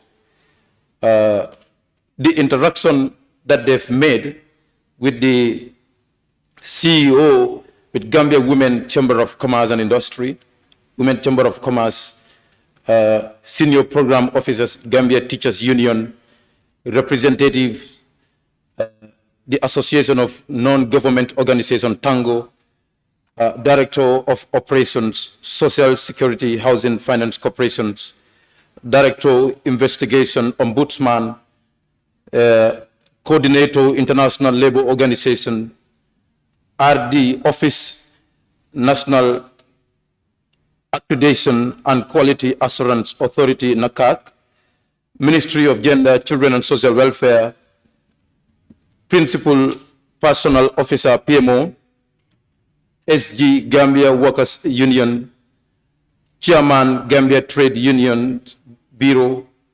Labor Practitioner, Gambia Bar Association. If you look at all these stakeholders who have taken part in the deliberation and the review over this bill, we believe they must have done justice to the bill to ensure that the employees are not only protected, or not only employees are protected, but the employers are also protected, to ensure that the employment force that has been provided by the private sector, it's definitely protected, and to also ensure that the investment, the investors have courage to come into our country and invest, and which is also going to not only cater for the employment sector, which government cannot take care of, but to generate revenue for the government in terms of investment. Honorable Speaker, I am really very well impressed. If you look at the stakeholders who are taking part in this deliberation, but what I want to definitely submit is that the labor bill is taking care of the employment force in the private sector and that of and the parastatals. But then we should not also forget the employment which has been provided by the other sectors in the government which is not covered in this sector. They have to go together simultaneously so that as long as we want to protect this area, the one that is ours also is also being protected, which is the employment and in the civil service sector. It is important that both these areas are protected. People are responsible when it comes to the employment. Frequent times I have been saying this. In as much as we want to protect the employment force, that is the employees, but let's look at the employers as well to ensure that they have confidence to invest in our country. For them to have confidence that I'm investing my money and my money will be protected and I will be protected. So this law has come to cater for that, not just for people to have complaints and go to the labor office and complain against the employers, but for employers also to have complaints against the employees. And they can have confidence to go to the courts and law caters for them to also have a room where their investments will be protected. Honorable Speaker, if you look at the portions of expatriate quota, this has been well dealt with in this bill. Expatriate quota, so that the quota that's supposed to be catered by citizens of this country is being met, and right qualifications are applied through a board, and a board scrutinizes very well, and it goes to the minister, and the minister does a very good scrutiny and send it back, so that we can have a very good expatriate quota, not just an expatriate quota, but an expatriate quota that is going to help the investors and protect their investment. Honorable Speaker, the employment of disabilities also, this bill has tried to look at the employment of disabilities to ensure that persons with disabilities are well protected, and the employment, the infrastructure in the employment sectors is definitely conducive for their movement. This is really a very good thing that we need to look at. And the most amazing thing that the bill has looked at, that is the employment of the domestic servants. The domestic servants are very well exploited. They are not respected in this country. You are a domestic servant to a house, you take care of the person's baby, you take care of the grandparents, you take care of everything at home. And there's no respect, there's no rule for this. And there is no proper monitoring. And they can wake up one morning and say, you go home. But this bill has come to definitely protect Gambians in the workforce, and also to protect the investors in the investment, and as well to have a law that does not only cater for domestic purposes, but has definitely been linked with the international labor law, which has recently been ratified in this parliament here. So therefore, Honorable Speaker, I want to thank the committee for definitely doing such a tremendous job, and the Honorable Minister for their cooperation, and all the stakeholders who are taking part in this deliberation, and of course, the committee clerks and the director of committees and the subject matter specialists, and as well the research officers have done a good job to help us gather evidences, and the papers, these position papers that was submitted by various stakeholders were position papers which we have not just only incorporated in the bill, but we had gone over them again and reviewed them again with the Labour Office and that of the Ministry of Trade to ensure that we have a right document for the Gambians. Honourable Speaker, on that, by giving that few remarks, I want to thank you very much for giving me the floor. Thank you very much, Honourable Member for Kiang West. I now invite the Honourable Member for Fonyi Jarol.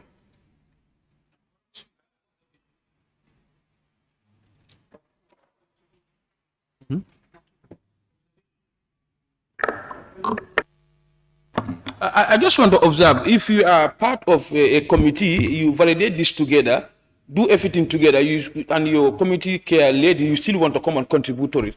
I think you are just wasting the time of the plenary, please. Because just such contribution could have been done when we were validated. Yeah, but the members still reserve the right to contribute, to add value, to add something to what the chairman have omitted, etc. Honorable Speaker, point of observation. Go ahead. Yes. Honorable Speaker, point of observation. Go ahead. Yes. Who is speaking? Honorable Member for Kiang West. Yeah, yes, Kiang West. I want to observe that as a member, I preserve a right to participate in the debate. But then, honorable member, honorable member, honorable member, Kiang West. Yes.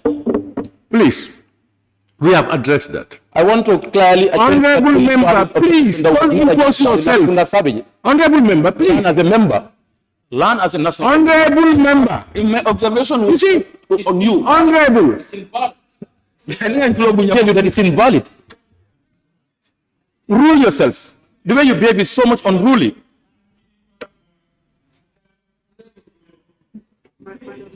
You know, honorable member for Kiang West, this is not a bantaba in the provinces. We have rules guiding us. Never use emotions in parliament. We have regulations that govern us. Even if somebody is wrong, you can quote and deal with the person. It's also do and do what you want. If you do that, the law will strangulate you. You avoid that. Please, don't attack individual parliamentarians. Each has an opinion to express. Whether right or wrong, accept it. You come with your counter one and say it, or you quote the relevant provisions of the standing orders to back yourself up. But let's not go into this. Who is that? Next time I will send you out. Who is the person? Which member? Huh? You are. I thought it was somebody. I was thinking that it was somebody different from Busumbala. Anyway, so please, honorable member, exercise restraint. Let's allow every member to express an opinion in accordance with our own regulations. Honorable Minority Leader, Minority Speaker, Honorable Minority, your tag was up. You wanted to say something? Okay. Yes, somebody was calling Speaker. Yes. Yeah? Joshua. Honorable member for Joshua. Pardon?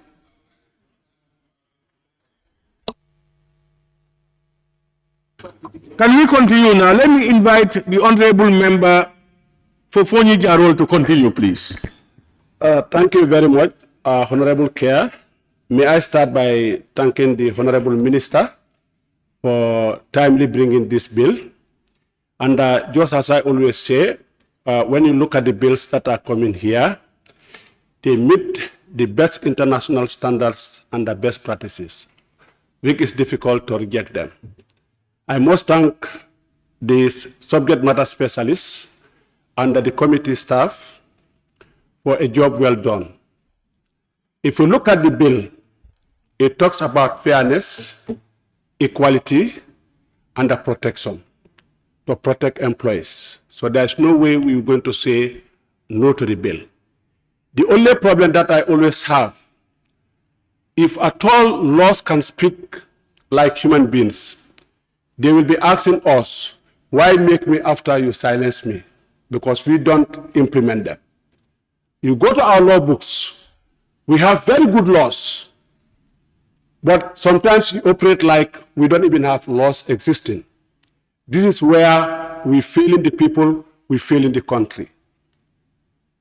When we make laws, laws are there for a purpose. They are there to guide us, and they are there to also make sure we work to achieve our aims and objectives. And then you look at this labor bill, like what I have said, it meets best practices that are acceptable nationally and internationally. And if you go to the working environment today, things that we'll find in the environment are not pleasant. Our people are not protected. People are even working without employment letters. People are even dismissed without even paying their dues, illegally dismissed. But when you look at this bill, nothing is perfect, but I will use the word it is perfect. And I wish that when we make these laws are implemented. Not that we make them and then we just lock them in cupboards and that's the end of them, and then we operate like if there are no laws existing. Laws can never operate in isolation. We have to make them work. And I think it's time that any bill that is coming here, that is agreed, we have to make sure what the law dictates, it is implemented. Thank you, Honorable Speaker, for giving me the floor. Thank you very much, Honorable Member for Fonyi Jarol. I now invite the Honorable Member for Brikama North and the Minority Leader.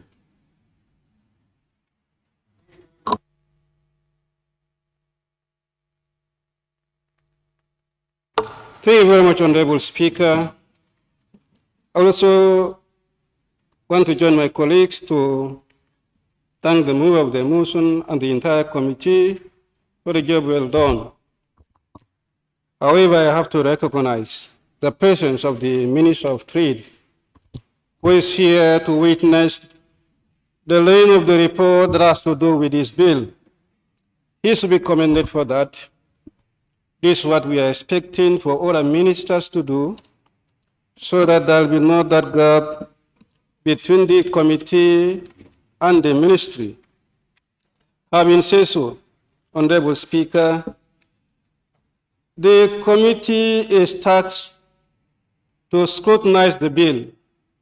In the process, we are told that thoroughly they consulted the relevant stakeholders, who are very important personnel in their respective fields, and they've worked diligently with the committee to enable the committee to produce this very important report.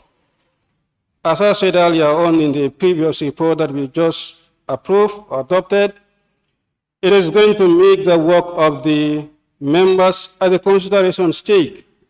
That is to say, we'll have very little to scrutinize since the aspect of the scrutiny has already been done by the committee together with the relevant stakeholders.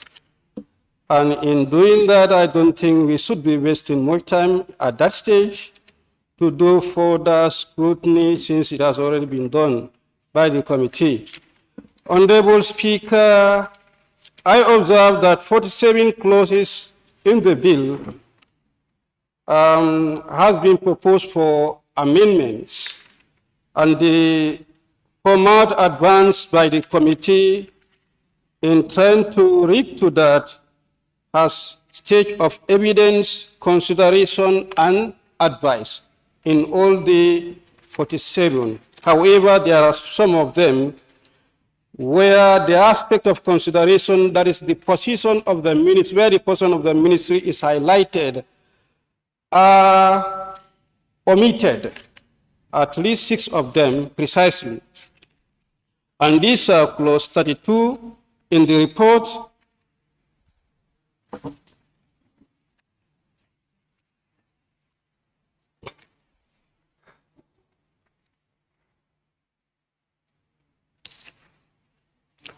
let me start with clause 32 in the report. We have consideration, but this consideration appears as if there is an error or maybe typo. That is, the committee agreed with the proposal for incorporation into the bill. I want to believe this should be the ministry instead of the committee. You can take note of that. That is clause 32.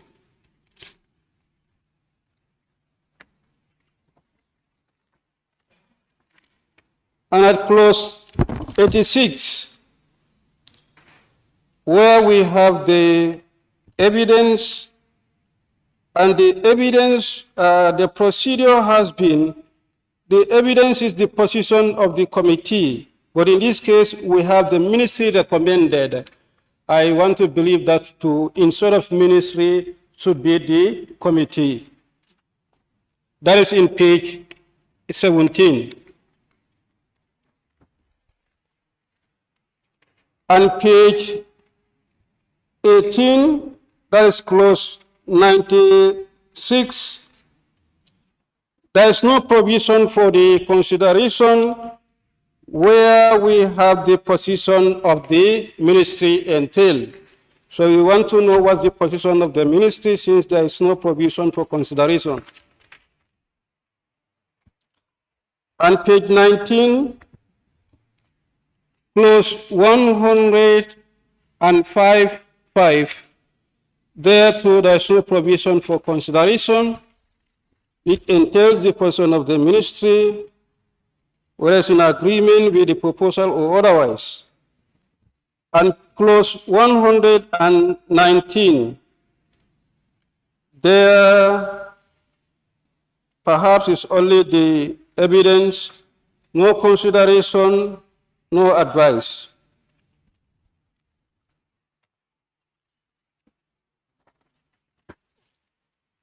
Furthermore, clause 184.2a, we have evidence, but there's no consideration. It entails the position of the ministry on the proposed recommendation.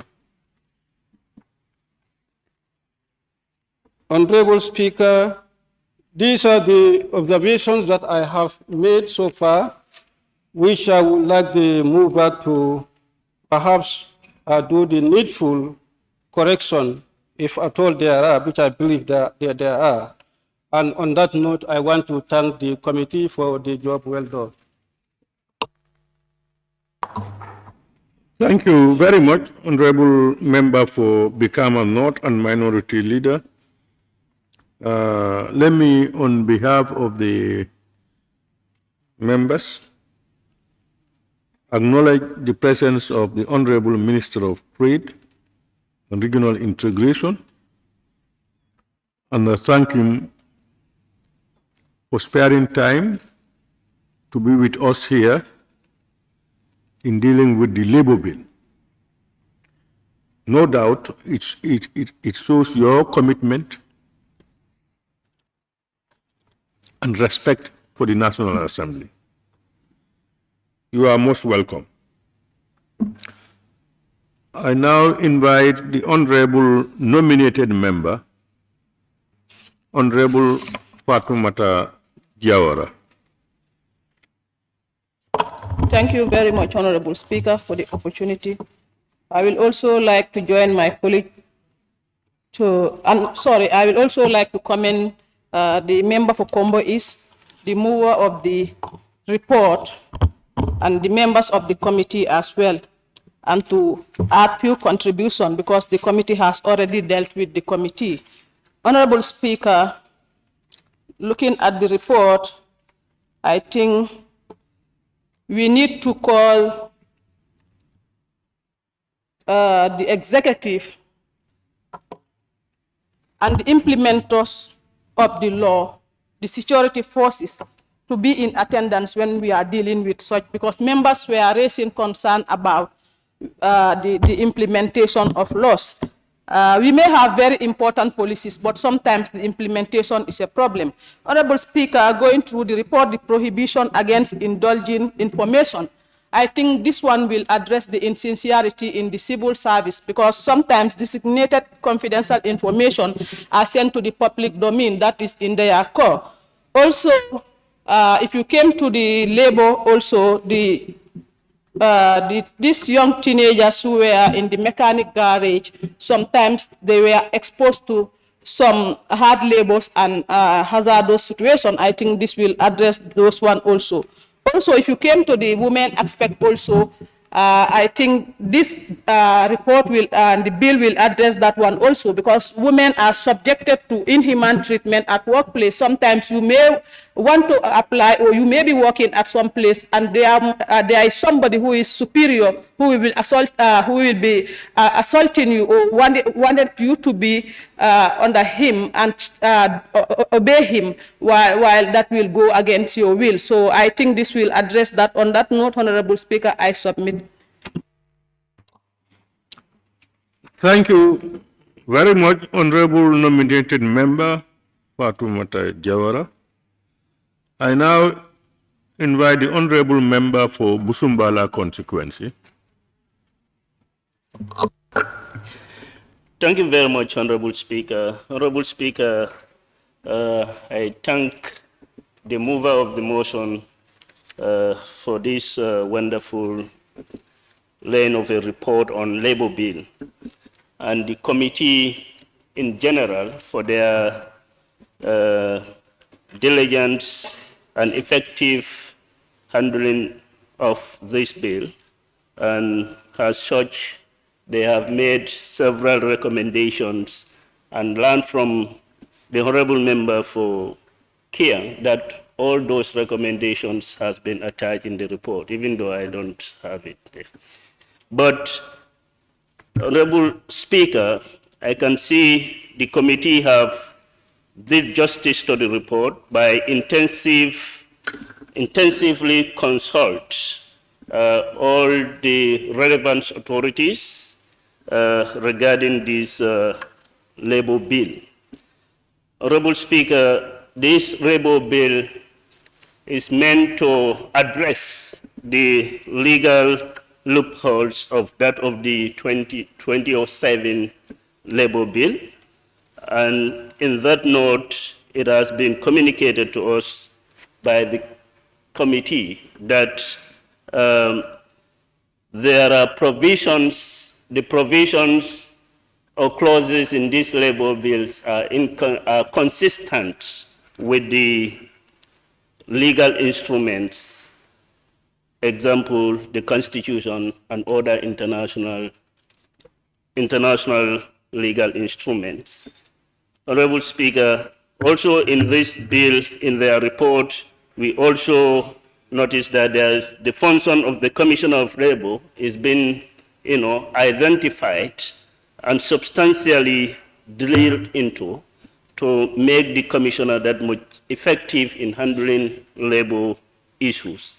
And also, we can see in their report the tribunal, the creation of a tribunal, even though we have labor tribunal in existence, but I would also suggest the committee to go ahead and make, recommendation for these tribunals to be decentralized. At least every region of this country have a labor tribunal so that effectively dispensation of justice can be afforded to, persons who are affected in this area.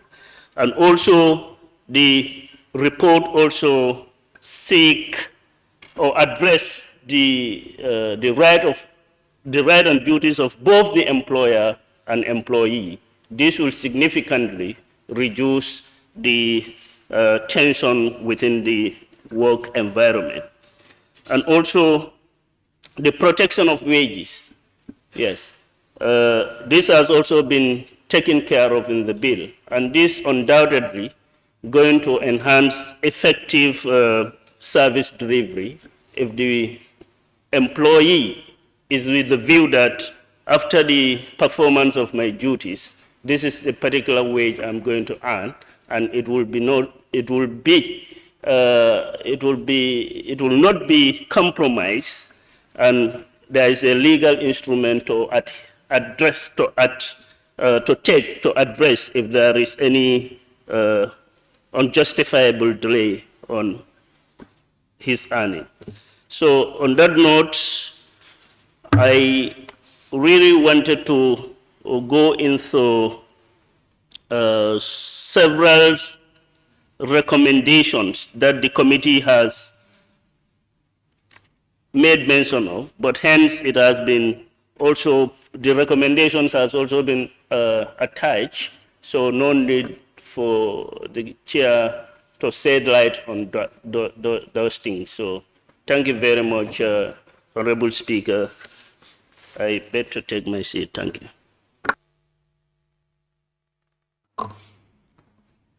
Thank you very much, the Honorable Member for Busumbala. I now invite the Honorable Member for Serekunda West. Thank you very much, Honorable Speaker. I also join my colleagues to commend the mover and the rest of the committee. I have a question. In his deliberations, he keeps saying that the committee recommended an amendment. I want him to throw light on that, if those amendments are done by the committee themselves or is going to be done by any other party. Thank you. Thank you very much, Honorable Member for Serekunda West. I now invite the Honorable Member for Joshua. Thank you very much, Honorable Speaker. I will also join my colleagues to thank the committee and the mover of the motion for a job well done, and also the Minister who is here present with us for his being in attendance today and also trying to look things across. Honorable Speaker, this bill is timely, as most of my colleagues have rightly mentioned. My question or advice will be, I know it touches everyone, all aspects of life, those employed.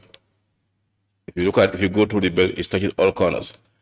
But Honorable Speaker, my concern here is most of these people who are currently in this country might not be lucky to know what the bill entails, what is in the bill, what their rights are.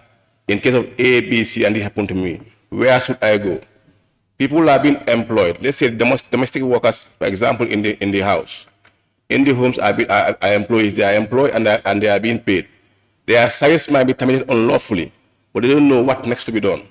You will see somebody working who is not paid as he should be, or who is terminated and not being paid. Where should I head to? What should I do? If the bill comes in, I think it's important for the bill to accommodate. It accommodates everyone, but it is good to sensitize the people on the ground to know that these are your rights, these are your responsibilities, this is what you should do. People are being employed. They know that they are employed. They know that they should be employment letters. After being employed, they have to be paid A, B, C, and D, and A, B, C, and D also should be paid for them. You will see somebody being employed with an employee for the rest of his life, and never or ever has an employment letter, or even his tax is not being paid, his gratuity is not paid. After the end of his services, he has nowhere to go to say, this is what I am claiming for. If the bill covers everything, I think also it is good for the bill to go down, filter to the ground, to explain to the people that these are your rights. If A is not happening, you need to go to this place. Yes, everyone knows that there is labor already, but how many Gambians knows where labor is? How many Gambians know the responsibility of labor? I think the bill has come at the right time.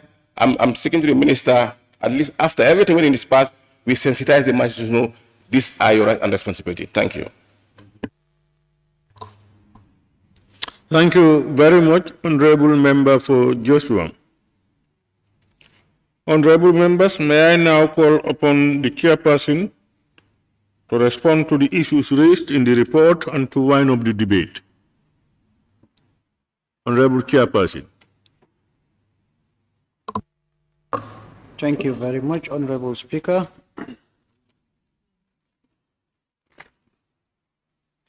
Honorable Speaker, I must thank my colleague honorable members who participated in this debate. And I should first start with to commend the honorable members that has consented their concurrence with what the report states and what the committee has requested. And going into the answers to the honorable members' questions and their doubts to clear them.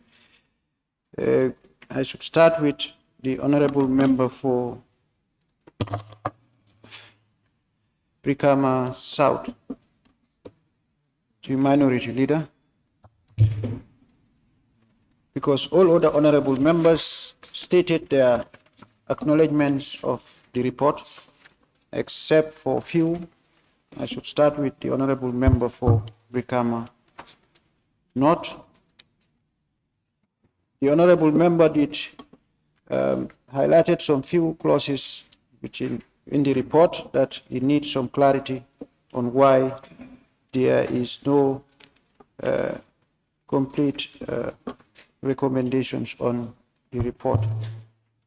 Honorable Speaker, I should put it to the Honorable Member that this report was designed in cooperation to all stakeholders that were there present, and it was accepted unanimously. In these clauses 32 and 86 were subject, the agreements of the committees or the committee or the ministry agrees on to the clause. There was no objection to that clause, and this is why it has not gone into that. And if you get into the report and then the bill itself would give you a clear reference. For the honorable member, for the nominated member, Honorable Fatoumata Jawara, she did make mention of the implementation and the protection of employers.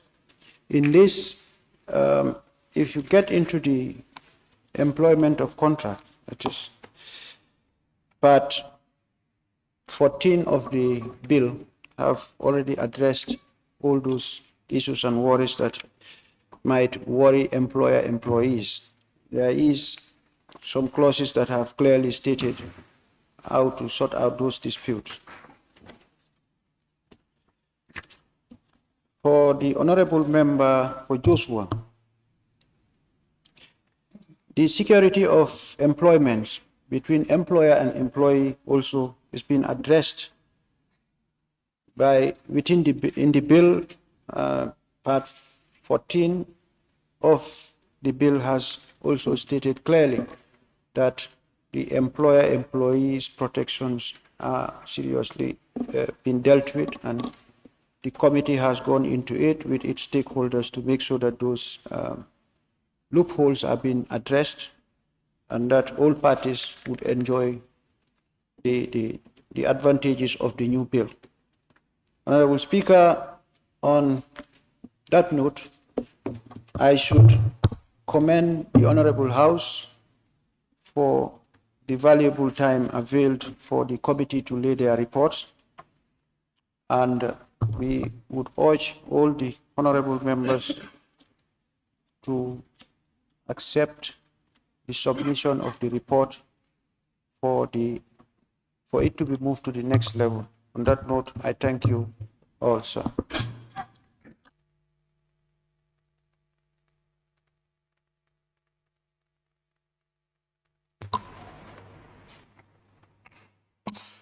Thank you very much. Let me thank all honorable members who have contributed and those who have listened. I now put the question, honorable members. Pardon? Yes. Come on, no. Yeah, Honorable Speaker, I thank the mover of the motion for that clarification where we don't have the consideration that sounds the ministry is in agreement with the committee. That is noted. However, I think there are some or few areas, page 13, clause 32, I believe that word under consideration, instead of committee, should be ministry. That was what I was trying to say. The ministry agreed with the proposal for the incorporation. I'm suggesting instead of committee, I believe that should be ministry. And then the other one can be found in page 17, clause 86(2) and 2. Which reads the ministry recommended. I believe that should be the committee recommended. So these are what I was saying, maybe they are typos. And the other one is pertaining to clause 119. The committee recommended for the drafters to redraft this clause and make it simpler to avoid any ambiguity. So we have not seen the final position. Now that means it's still for the drafter. That could be the ministry. They are at leverage to redraft it. But how that redraft look like, this is what we are not privy to as at now.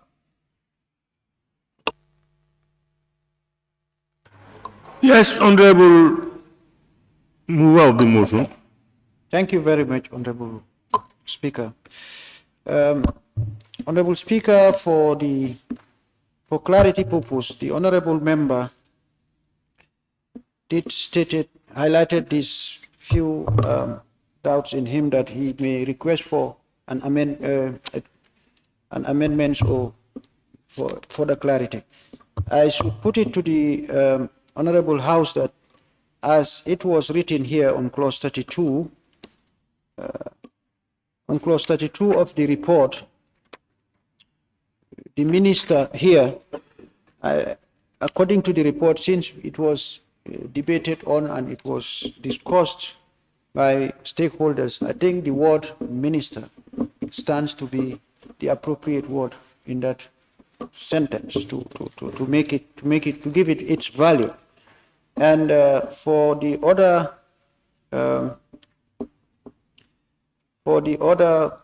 clause that he has said, it was for the reframing of the sentence in clause 119. If you get to the bill, it reads to say prohibition of deduction of wages. If you check into the structure of the sentence, that is, I may read, subject to the provision of this act, the operator of a work shall not, in respect of the cost of anyone. Sorry, which clause are you reading? Clause 119. 119. Yes, 119.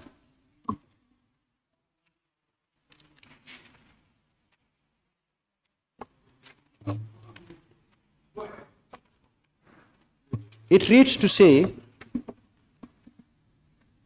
subject to the provision of the act, the operator of a workplace shall not, in respect or the cost of anything done or to be done by him or her in pursuance of this act or regulations made under it, A, makes any deduction from the sums contracted to be paid by him or her to any person employed, or B, receive or allow any other person to exact or to receive any payment in lieu of such deductions. Now, our recommendation reads, we recommended for the drafters to redraft the clause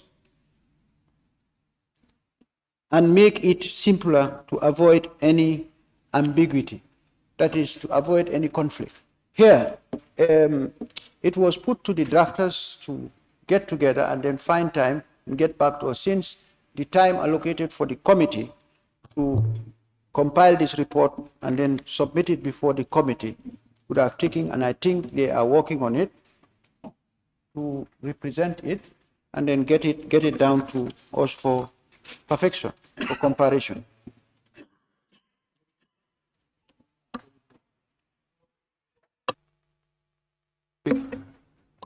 Yeah, I think the concern of the member for Brikama North on 32, clause 32, last line under consideration. The committee agreed with the proposal for incorporation into the bill. All the proposals here are made by the committee. So naturally, whatever you put here is agreed by the committee. And in the other ones, you are putting, if you look on top on 31D, on top of that one, consideration, the ministry agreed with the recommendation of the bill incorporation. So I think he tends to believe that you've sought the agreement of the ministry. That's why you should be mentioning the ministry rather than the committee. That's why he is saying that instead of the committee agreed, whether it should have read the ministry agreed. But it looks like you insist that is the committee. That word committee is right. Yes, Honorable Speaker, the committee is right.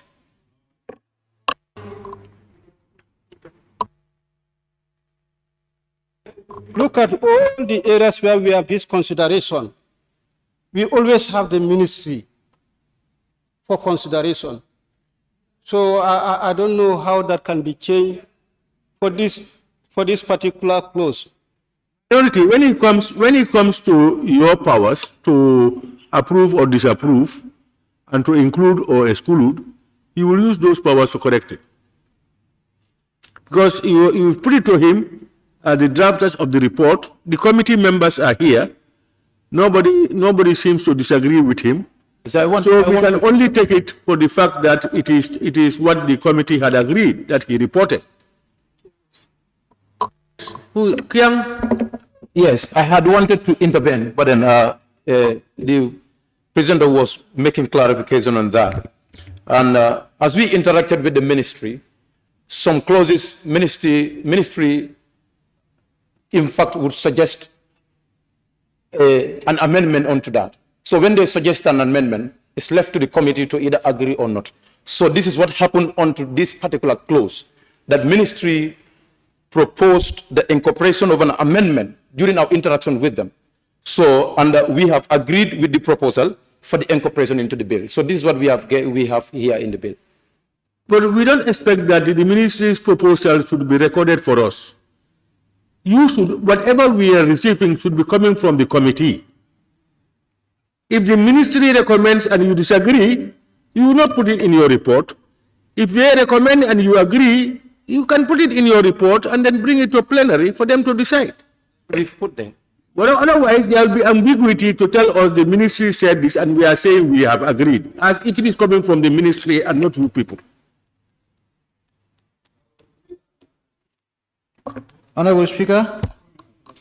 Honorable Speaker. Who? The mover of the motion. Honorable member. It's noted. We will note it down and get back to the committee for necessary amendments. Thank you. It's noted.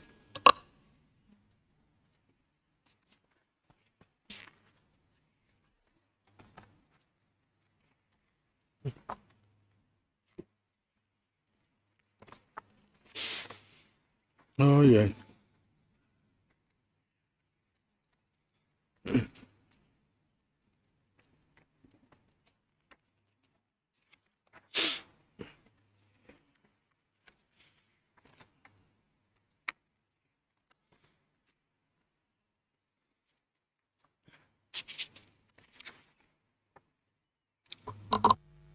Honorable members, as I said, let me thank all of you for your contributions and those who listened. I now put the question: be resolved that this Honorable Assembly do adopt the report of the Select Committee on Trade and Regional Integration on the Labour Bill 2022. Those in favor, please say aye. Those not in favor, please say no. The ayes have it. Once again, I thank you all. The next stage, that's the consideration stage of the bill,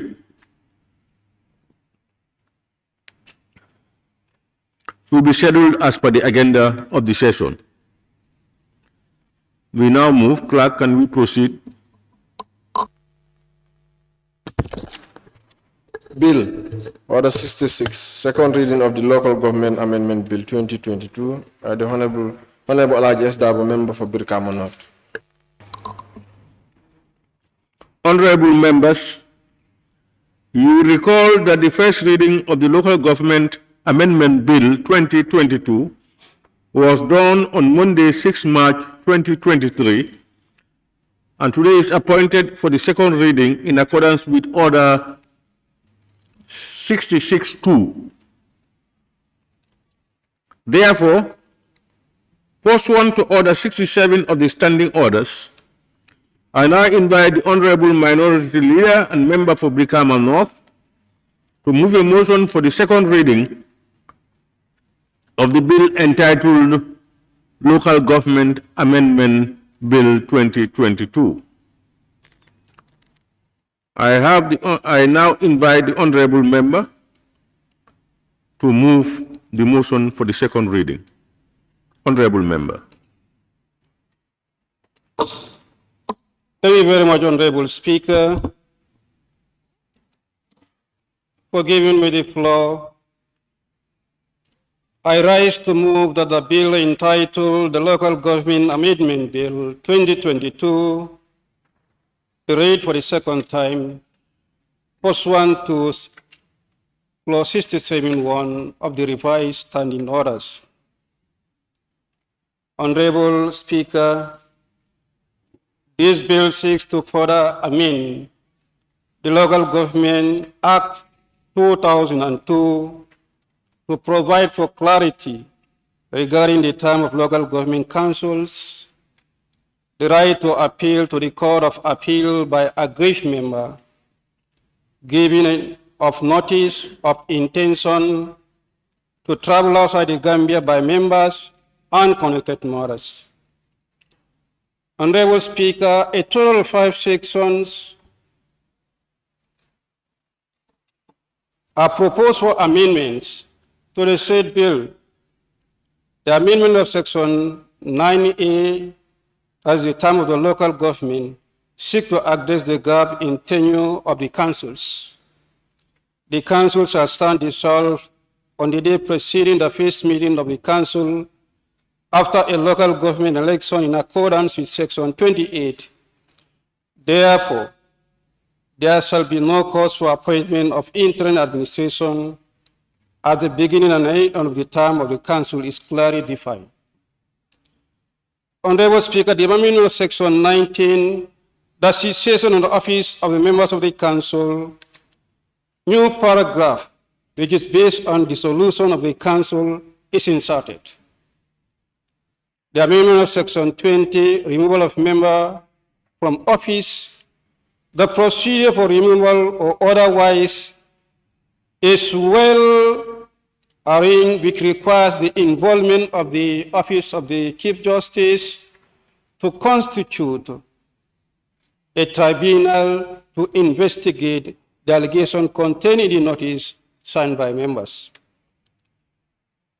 Amendment of Section 21, right of appeal, is seeking for appeal to be done in the Court of Appeal instead of the High Court. An amendment of Section 27A, which is the traveling outside the Gambia by the members, is seeking for notifying the minister instead of seeking the approval of the minister. Does the bill seek to enhance the independence of the local government area councils? The bill also seeks to promote the system of local governance, autonomy of the local government administration, and decentralization in furtherance of the provisions of Section 193 of the Constitution of the Republic of the Gambia. On that note, Honorable Speaker, I beg to move. Thank you very much, Honorable Member for Brikama North and Minority Leader. Honorable members, any seconder to the motion? Hey.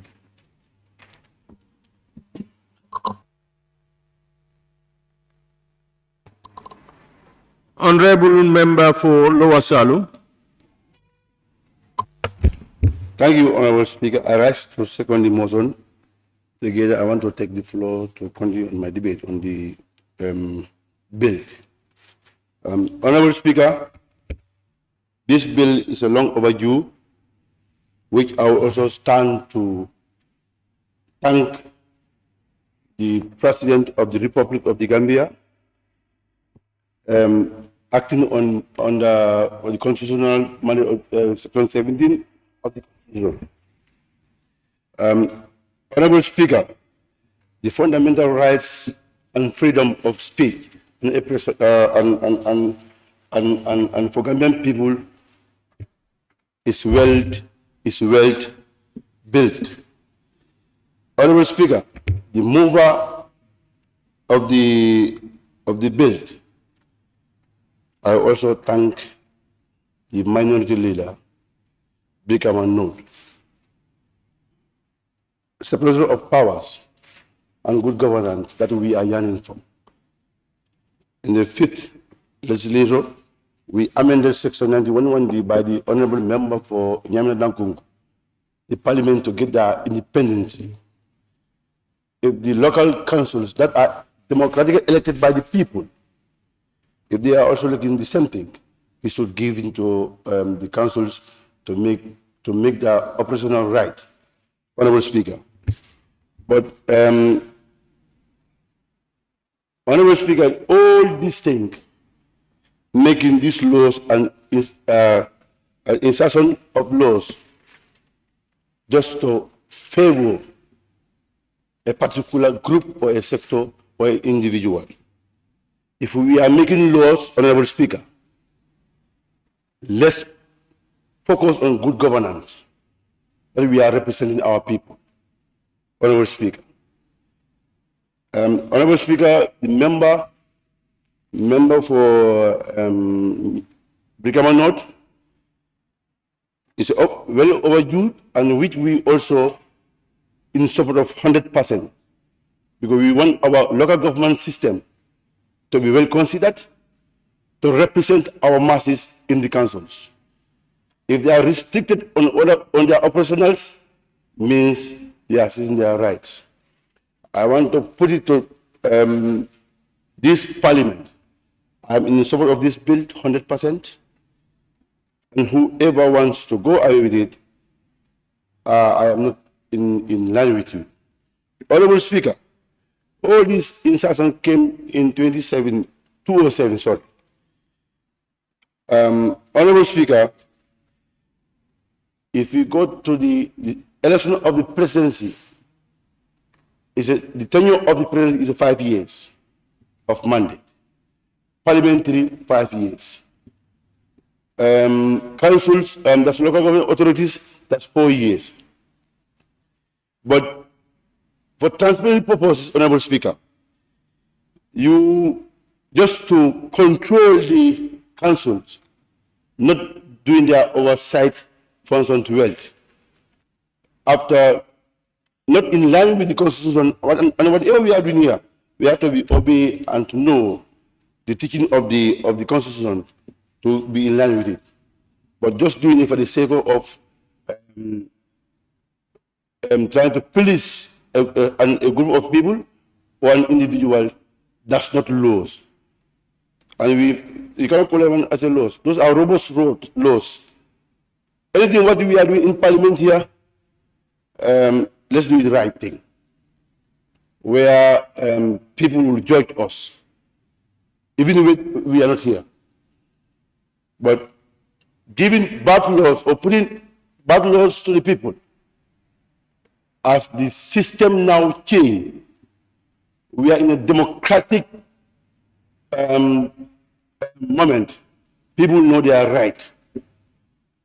This is why I said I must thank His Excellency President Adama Barrow, allowing giving to people to express their own feelings and their own deeds to make things right in our country. Honorable Speaker, this bill is long overdue. I am in support of this bill. The tenure of the local councils is 4 years. That was Section 193 and 194 of the Constitution. Why the insertion, which is contradicting the Constitution of the Local Government Act? Just because when a minister was just picked by the president, and the council members were democratically elected by the people to represent them in the councils, why should you get approval from that minister? Giving all powers to an individual, then later part you seize all powers to that individual given to a particular ministry. Honorable Speaker, I don't see there is any transparency on this one. And if we are making laws, Honorable Speaker, as I said initially, let's do it for our people, not for an individual. Honorable Speaker, because it comes and goes. If you think that at the moment that you are doing it suits you, there will be a time it will not. Because people know they are right now. And people can challenge you anywhere where they have the rights to do it. Honorable Speaker, before the ruling of the court, the former regime, you are not there to do it. You must get an executive order from somewhere else. But now they are independent, Honorable Speaker. And that independence is that what we are yearning for, to develop this country. Today, the Supreme Court has ruled on this issue that is not in line with the constitutional provisions, and which here we are all governed by the Constitution of the Gambia and the laws of the Gambia. If we are doing things, when you are in that power, make sure that you represent the masses before it hurts you tomorrow. And today is what we are seeing here today. We will always remove these bad laws in our system, because the way it governs people, it's not making transparency in our governance systems. We need good governance from the presidents down to local councils. We want all of us to get our own independency. When the Section 91, when they came with, by the minority leader here, we all stand for it, to get our independency. Where this is why most of members come back to parliament, because you don't go for by-election. If that provision is there, many of these members will lose their seats. Those laws are just there to help, to micromanage somebody, which we are not allowed to do as a parliamentarian. The integrity of the parliament to speak by the people, stand by the people with good governance, which we are all yearning for, Honorable Speaker. And Honorable Speaker, the local government authorities, the term stipulated in the Constitution is 4 years. Why bring article an interim committee to stand for 3 years, as 3 months of the end of the that sitting chairman, who was elected by the people? I was a former local government member, committee. We have seen what has happened. If you go to their financial audit, they can't submit it, because you cannot be there standing with your people. After 3 years, you leave that office, somebody come in. He will do whatever he wants to do, because people will not audit him. The transparency will not be there. And the misfund management also will be there, Honorable Speaker. We want to build this country, and if we are going to build this country, we are not going to set our eyes to anybody who wants to mislead the country or who wants to govern this country on a dictatorship moment, which we are not going to do that, Honorable Speaker. We elected President Adam Barrow to rule this country with democracy, which he is doing it 100%. He asks everybody to be independent and follow the due process of the law, which we are also helping the member for Brikama North. We must thank you with this brilliant effort that you have done to see that rights and how to call it are done and are given to people who wants to get it. Today or tomorrow, I might also be a victim. The member for Brikama is not doing it for the sake of a purpose, no, but the betterment of good governance that he is doing it. Them to get their independence is good. We are now independent. We also say whatever we want to do with no fear. But before, as members of parliament, you won't do that. You have to support the regime that elected you, whether it's right or wrong. If you go against them, then you are marginalized. Then you go for by-election. But for this fifth legislation, that doesn't happen. And we want these local government also to be independent and on whatever they are doing, to be independent and go according to the constitutions of the provisions. And which I am 100% in support of this bill. And as I say, let's do the right thing and get the integrity of these parliaments to do the right thing. Thank you, Honorable Speaker.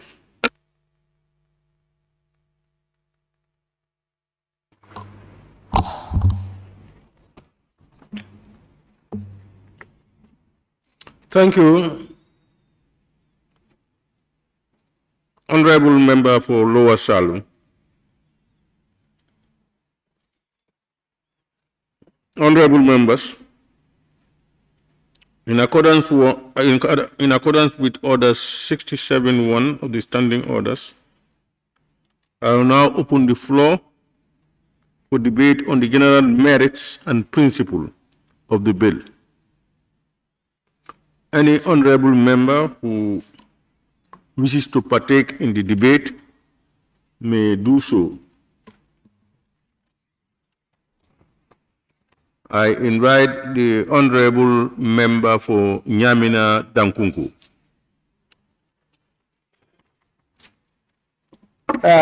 Thank you, Honorable Speaker, for giving me the floor. Honorable Speaker, let me also join the member for Lower Salum to lend a support to the Local Government Amendment Bill 2022. Honorable Speaker, today we are debating the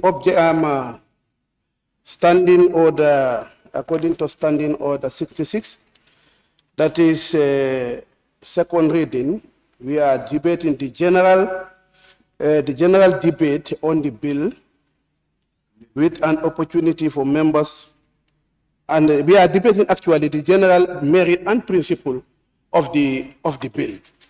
Honorable Speaker, this is a very simple and straightforward amendment. If you look at the object and reason of the bill, that is read, this bill seeks to enhance the independence of local government area councils. Then also it reads, the bill also seeks to promote the system of local governance autonomy, of local government administration and decentralization in furtherance of the provision of Section 193 of the 1997 Constitution. Okay, why then we look at what does that section read? Section 193(1) read, a local government administration in the Gambia shall be based on a system of a democratically elected council with a high degree of autonomy. Now, if you look at the proposed amendment, if an institution are to have this tenet, definitely then we need to look at the Local Government Act. Because as the member for Lower Salum said, Honorable Speaker, this thing should not even take this House so long of debate, because it is actually made very easy for us. While the member was proposing for the amendment, the people or the council that were affected already submitted this matter to court. Then the member also have the thought, looked at it for the sake of the consistency in the 1997 Constitution. Let me propose this amendment. While he is in the process of amending, then the court proceeding is going on. Before he finished tabling his bill, then the judgment was actually passed. Now, for me, I looked at it, the judgment is in favor of what the member is trying to amend now. then meaning whether we accept what the member is trying to amend or not, the Supreme Court already have scrapped those laws. So then what are we? For me, it has made, the Supreme Court have made it very easy for us, because this is the body that is responsible of interpreting what we normally do here. So if they are now telling us what you are about to do is the correct thing, why should we waste time on it? It's just actually to thank the member for his foresight. And then actually, the present administration, we have the coalition till 2016, when we are coming in power. These are some of the issues that were captured in our manifesto, that we're going to look at some reforms. Reforms does not only come from the executive, but all when it comes to reform by legislation, we can do by bringing a private members bill. And this is what the minority leader have actually done. And it's coincided actually a decision, the people that are affected also were trying to do their own way to get that degree of autonomy. And they are giving it, whether the National Assembly accept it or we did not accept it. So why should we belabor too much on this thing? At the end of the day, even when we throw this thing, we will not achieve anything. Then it's better we just concur on what is about to be amended here, and then we move on. Honorable Speaker, because if I want to continue too much debate, I will go. I will go by actually going to the detail of the of the bill, which is not yet time today. Here we are just debating the merit, and the merit is we have seen it. We actually, our council, if we want our council to function, they must be given that degree of autonomy. This is why they are called local government. Local government. They are not actually partially outside government, but they are local government. They are given the mandate to run the local government. So they must be given that degree of autonomy. Honorable members, let me make a sample from the assembly today. We are given a 5-year mandate. We go up to 4 years, 9 months. We have about 3 more years to continue. Then they said we are actually elected.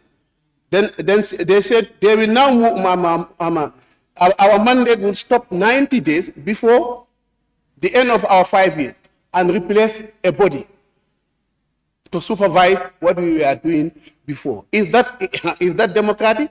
No. This is what is some part of the amendment, some part of the provision we are about to amend today, is that we are seeing it, the council is 4 years. But 3 years before the end of the 4 years, the council, the elected members have to move, and a tentative administration will complete the other 3 months. That is not actually fair. So this is what the member is proposing. These are the type of issues that he is proposing for an amendment. Then being legislators, we must be very honest to ourselves. We fought for our autonomy. And we are the legislature. Then if we give ourselves our autonomy, let's give other bodies also that is recognized by the Constitution to be autonomous.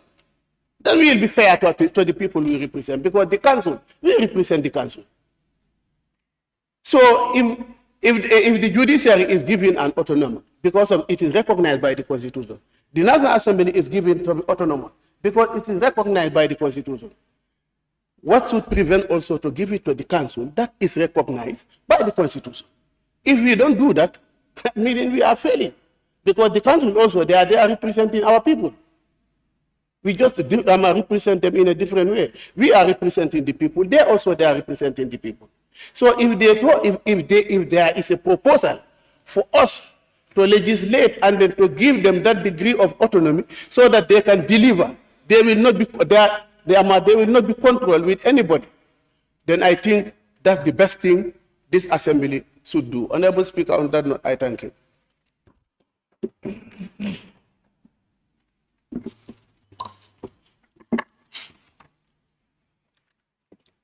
Thank you, Honorable Member for Nyamina Dankunku.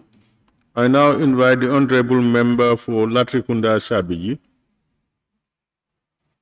Very much, Honorable Speaker, for giving me the floor.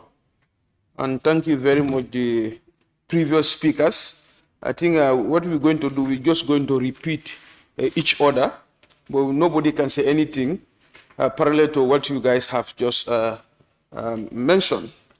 And I also thank the minority leader for his foresight, for his thoughtfulness to bring this most progressive bill to this National Assembly. That should have been done for the past 20-something years. Minority leader, thank you very much. We are very proud of you, and we are very proud of your achievements.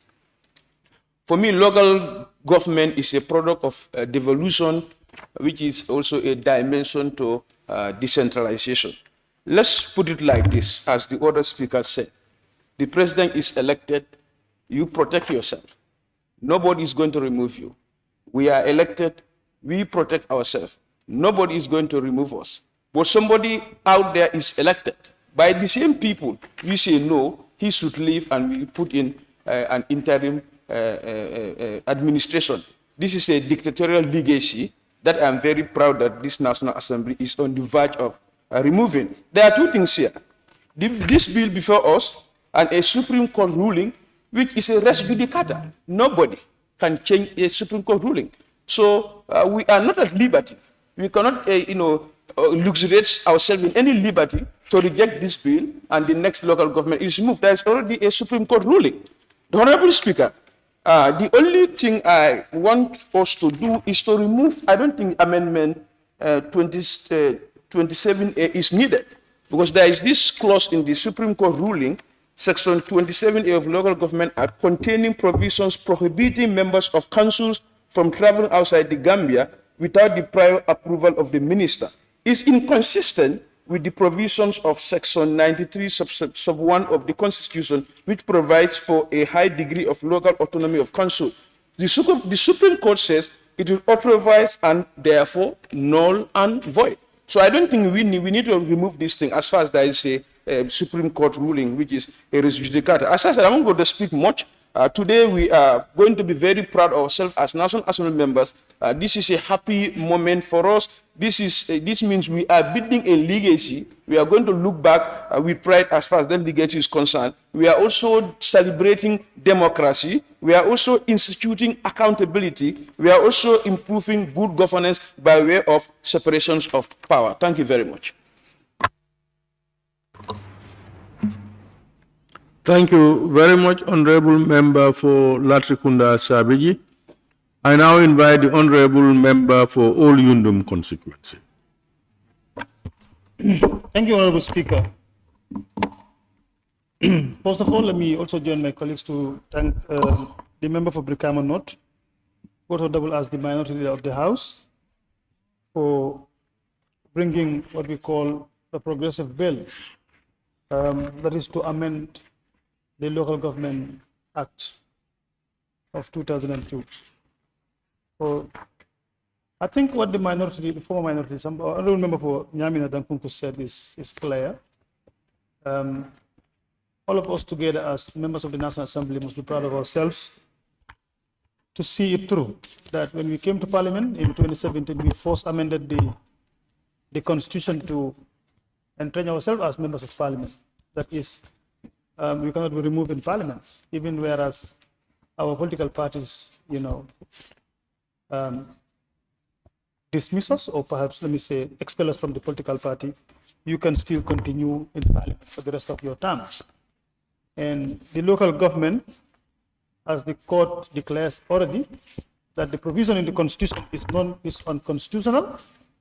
I think the amendment is in line for us to look at the amendment, which is progressive, for us to, at least give the local government that authority as well, for high level of autonomy that they deserve as well. So the bill, for us as members of the National Assembly, I think we need to give it the blessings that it deserves,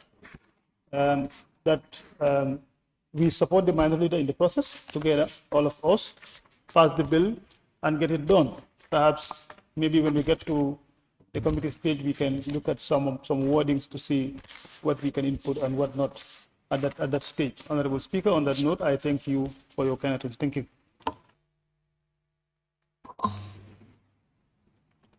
Thank you very much, Honorable Member for Old Yundum. I now invite the Honorable Member for Jimara. Thank you, Honorable Speaker. Good afternoon, Honorable Members of the National Assembly,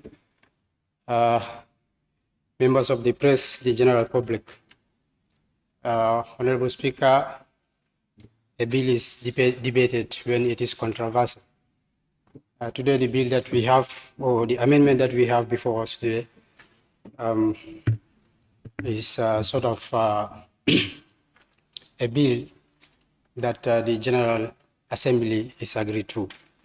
So we may not have much to say because we'll be repeating ourselves or intervening. Honorable Speaker, I just rise to give my blessing to this bill because it is timely, and as Honorable Member for Lower Salum has said, it is long overdue. Honorable Speaker, if we are really serious about the decentralization of our local authorities or the councils, I think it is about time we look at some of these provisions to make amendment. And as he has said, the Right Honorable Nyamina Dankunku, already we have a court ruling on this particular amendment, and it's something that we cannot go against because these are the people or the institutions that interpret the laws that we legislate here. So we just want to thank our able leader, minority leader, for the foresight and the effort that he have put on in this particular bill, so that the local authority or the local councils will also have their autonomy and their independence to be able to operate the way it is enshrined in the Constitution. So on that note, I want to thank each and every one of you and thank the mover of this, the minority leader for coming up with this particular amendment. And also want to urge each and every member, as they have said, we don't need to elaborate more on this because it's a general consensus. To me, no member dares to go against this. And it's not because they are afraid to go, but it is the right thing to do. And we are here to serve the people by doing the right thing. So on that note, I thank you so much for giving me the opportunity to.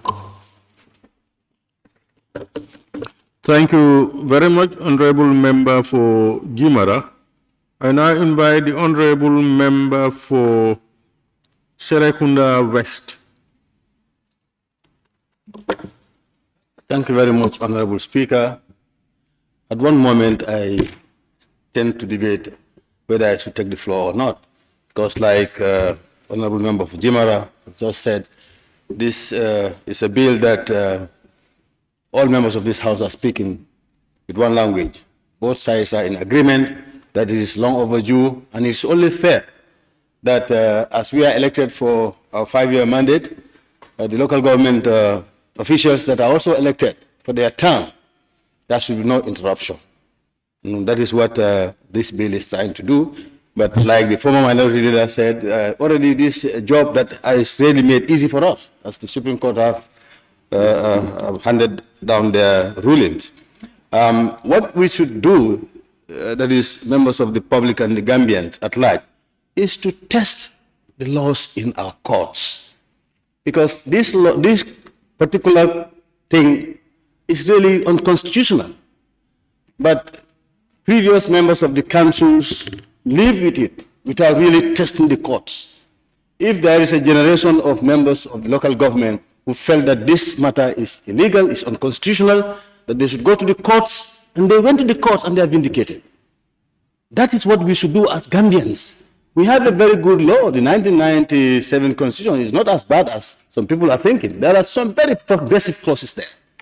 But what really happened was certain people were just manipulating and going against the law. And the citizens also condoned that without challenging the matter in the courts. That's the fact of the matter. So we thank the minority there for coming up with this, and thank the rest of the members of the parliament, all of us speaking with the same language, because what we wish for ourselves is not what we wish for the members of the local government. So I thank you, Honorable Speaker, for giving me the opportunity.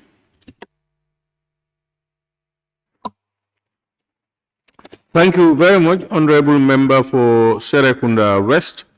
I now invite the Honorable Member for Same.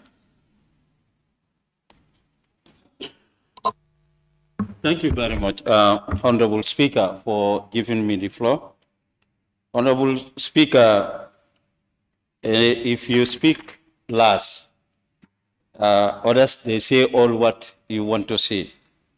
But, Honorable Speaker, this is a very important bill, Local Government Amendment Bill 2022. As other speakers have mentioned, it's all geared towards for them to have their independence and autonomy. And we all know that if you don't have your independence, you will not do what is expected of you. So we will not speak much on this, but we all know that there are laws which are not favorable to the Gambians. And it is we, that is our duty, that is our mandate, to make good laws for the citizen of this country. So therefore, when we come up with this, or when the minority leader come up with this thing, he should have come with it. Because we served for 5 years without no interruption. And they are also elected the same way. The only thing that I want to ask, Honorable Speaker, is that we should look at the local government critically. If you look at the councillors, are they paid with salary? Are they paid with salary monthly? At the end of their service, did they have their pensions? And we, the National Assembly members, when we serve for 5 consecutive years, 10 years, without no interruption, you have your pension. Are these councillors, did they have that, Honorable Speaker? And these are laws, these are some of the things we should start looking at. But other than that, this is a very good law. Thank you very much for coming up with this.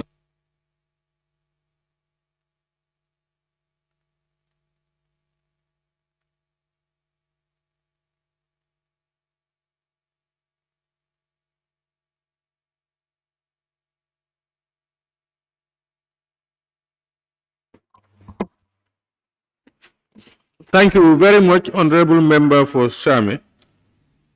I now invite the Honorable nominated member, Fatoumata K. Jawara. Thank you very much, Honorable Speaker, for giving me the floor. Honorable Speaker, it is good that when you are making history, when you are making history, you be part of it, part of the good history. Honorable Speaker, during the 5th legislature, when we are a minority in this parliament, we've been calling names when we wanted to amend the private member bill being tabled by the then member of Lower Badibu, Honorable Alhagie Jawara. Those who are championing the core of this bill today believe that we are amending that bill to save Sirifo Sonko and some other councillors, which I believe is not the case, Honorable Speaker. Honorable Speaker, I believe laws are made to serve based on equity, but not to target certain individuals. This is why I supported that amendment in the 5th legislature. Honorable Speaker, this National Assembly amend Section 91(1)(d) for us to be safe from losing our seats, even we are expelled from our party. Honorable Speaker, this Parliament, the 5th Legislature, also amended a section to qualify somebody to be a Vice President.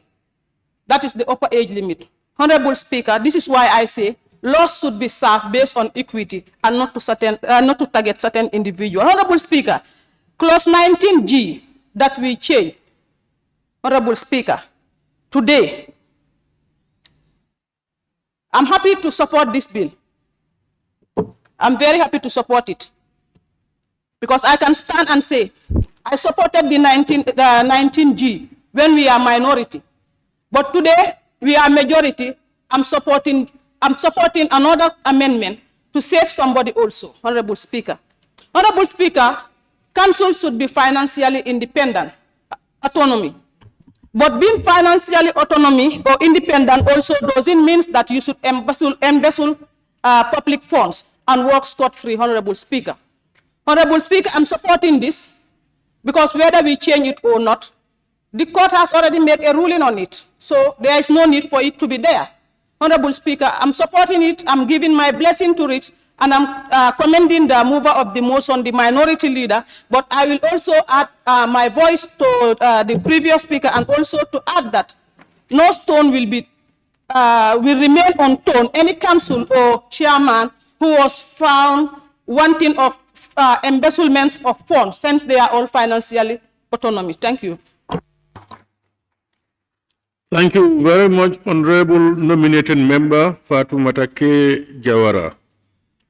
Honorable members, I now invite the Honorable Minority Leader and Member for Brikama North to respond to issues and wind up the debate. Honorable Minority Leader.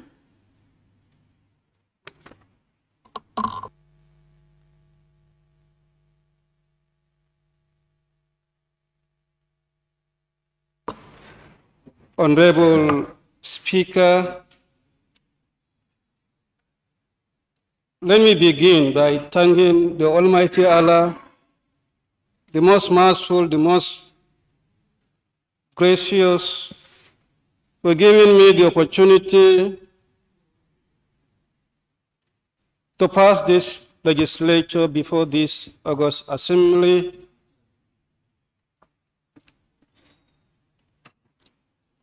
Which does not come by a way to act in any manner but the consent that we have a role to play as a National Assembly as part of our functions. One is to legislate. We will not accomplish our responsibilities if in any way we fail to address that aspect of our functions. That is why it is important we make the National Assembly very vibrant and accomplishing all our functions as required. It is in this spirit that I feel there is a need for these amendments, which, as all of you were alluding, is long overdue. Of course, we were expecting this from the local government ministry since the 5th legislature. All along what they were keeping on telling, we are working on the general revision of the bill for the whole of the 5th legislature. If it's not coming 1 year down,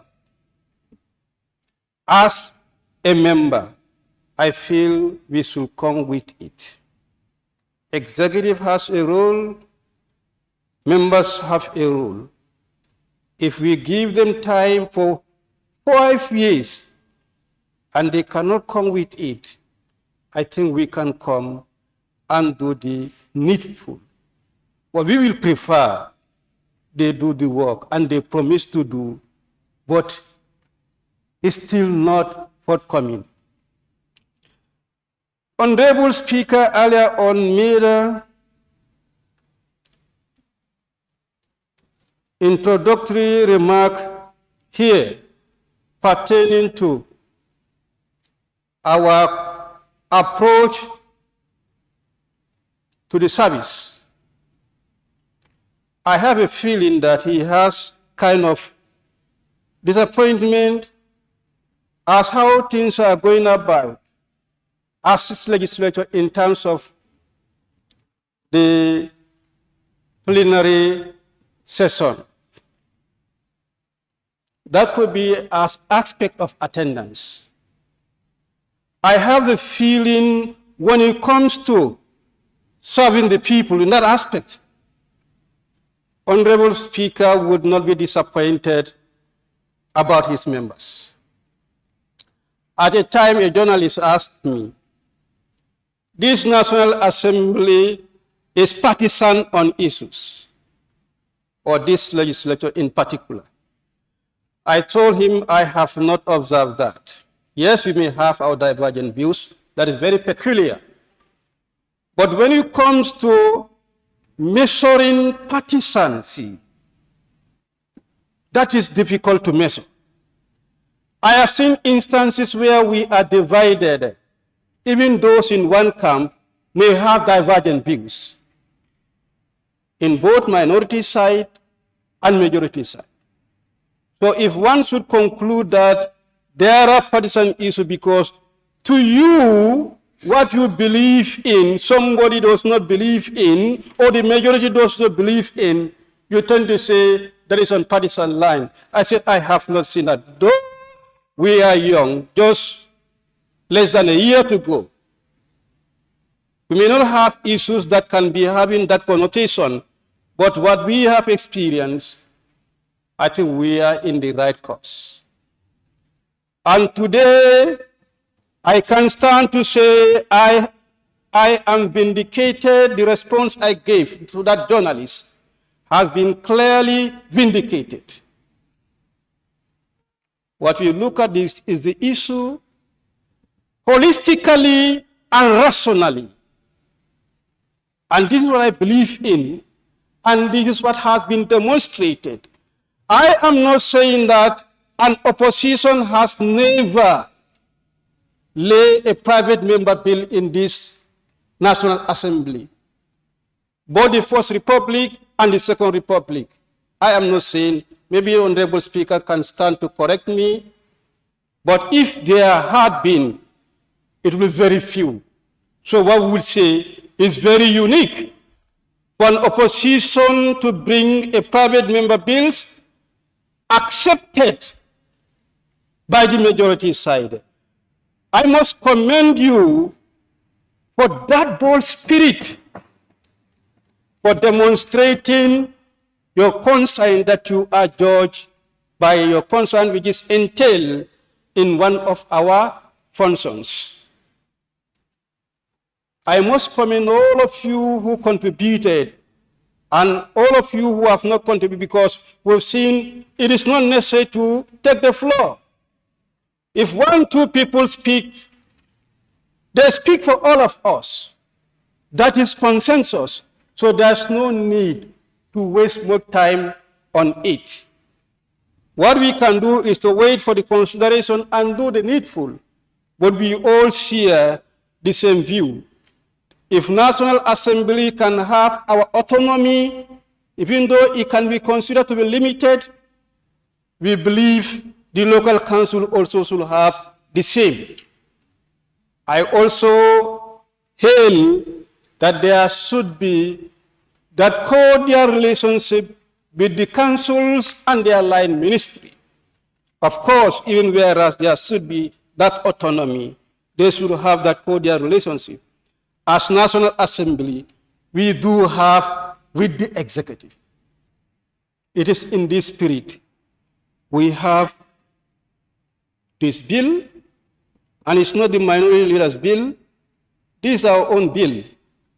And this is something that we can beat our case and be proud of ourselves, that we can do what we feel is in the betterment of this country.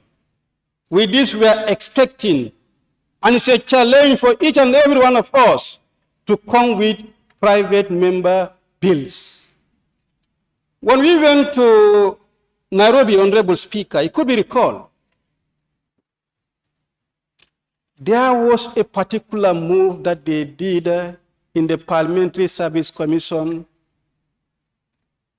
They had been struggling to bring that bill. 3 attempts failed until the 4th one. And that brought about the life and independence of that parliament, which we went there for benchmarking. And that's a private member's bill. If we can do for ourselves and we are doing for the councils, we are strengthening their autonomy in a way they can have decentralization and serve the purpose. Having made these remarks, since most of the points here towards supporting the bill, there's only one point that is raised as an observation, which I will come to. I want to thank you all, and I hope and pray this is the spirit we are going to continue to serve this nation. What might happen in the 5th legislature, that is for the 5th legislature, and that's for history. I don't need to act in any matter to measure and judge my movement based on what transpired in the 5th legislature. The 6th legislature, we are all yearning to make it the best National Assembly ever in this country. Therefore, I don't look back to the 4th legislature, 3rd legislature, 2nd, 1st, or the 1st Republic National Parliament, Parliament of the Gambia. We want to move forward, and to move forward, we are in the 6th legislature. We start counting, and we always want to be the best, even the ones that are yet to come. On that note, I salute you all. To conclude, the only observation that is made is pertaining to 27A, and that's for the committee's consideration state to look at. Yes, the code nullified. When a member of the council is supposed to travel outside the country, you are obliged to get the approval of the minister. It can be approved or disapproved. This is what the court say. It is not in conformity with decentralization and the autonomy the council should have. But what we are proposing is mere notification. We are notifying, perhaps we can look at it, whether it's the entire members who should notify the minister or the leadership who should notify the minister. The other members who are councillors can notify their mayor or their chairman. But there should be that working relationship between the councils and the ministry. Like the case is in the National Assembly. If a member is supposed to travel, we inform the speaker about it. And I believe if the speaker also supposed to travel, he informs the president about it. Not subject to his approval, but him to be aware that the speaker is going out of town so that he is not taken by surprise. They should hear each other. They should know each other's whereabouts. If a chairman or mayor is supposed to travel, for him to inform the minister so that he or she knows he or she is out of town. That is the spirit. Maybe the councillor can notify the mayor or chairman so that he or she can know that he or she is out. That is the spirit. But as I said, at the consideration, we can look at it. I note your point. On that note, Honorable Speaker, before I wrap up, I think I have to thank the National Assembly Legal Department for ably guiding me. This is the first time when the new method came, and then the National Assembly Legal Department has been involved.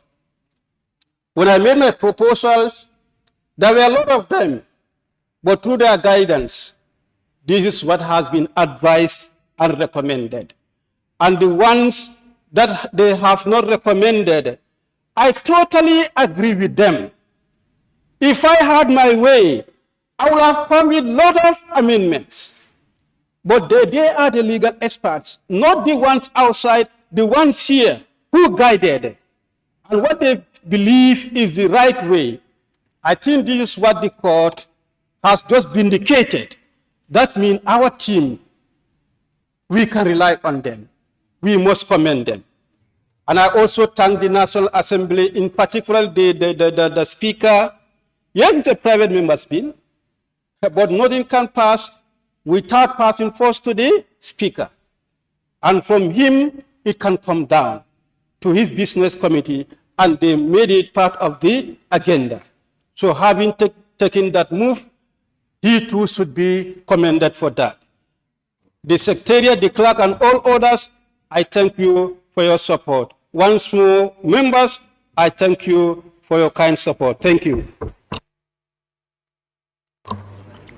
Thank you very much, Honorable Member for Brikama North and Minority Leader. Before I put the question, I need to re-echo what you have said. There is always networking in governance.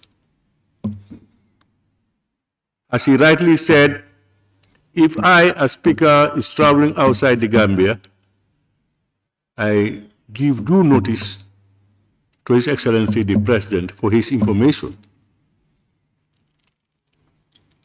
I want to confirm that. Honorable members, it has been moved and seconded that the bill entitled Local Government Amendment Bill 2022 be read a second time. Those in favor, please say aye. Those not in favor, please say no. The ayes have it. Clerk, can you read the short title? Local Government Amendment Bill 2022.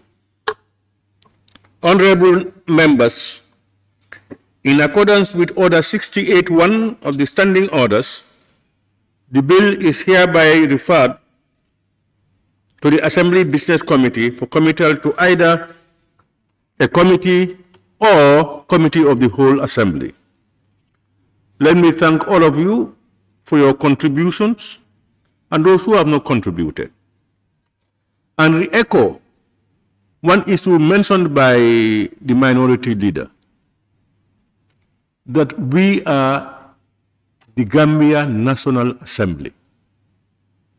And therefore, whatever we do and decide on,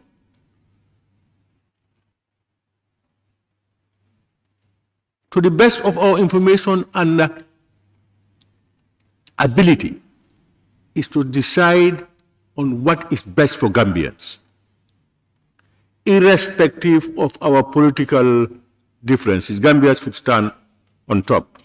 And I equally want to say that when it comes to debate, and I observe members, you see members of the same political party coming out with different ideas or disagreeing on issues. That sends the right signal that those are opinions of individuals as expressed honestly, and at the end we'll be able to pick what is best for all of us. The only shortfall we may have so far is to improve our attendance. Honorable members, once again, let me thank you all. Now, let me put the question.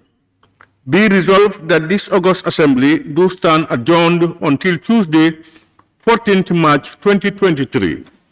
Those in favor, please say aye. Those not in favor, please say no. The ayes have it. This Assembly now stand adjourned until Tuesday, 14th March 2023 at 10 a.m. prompt.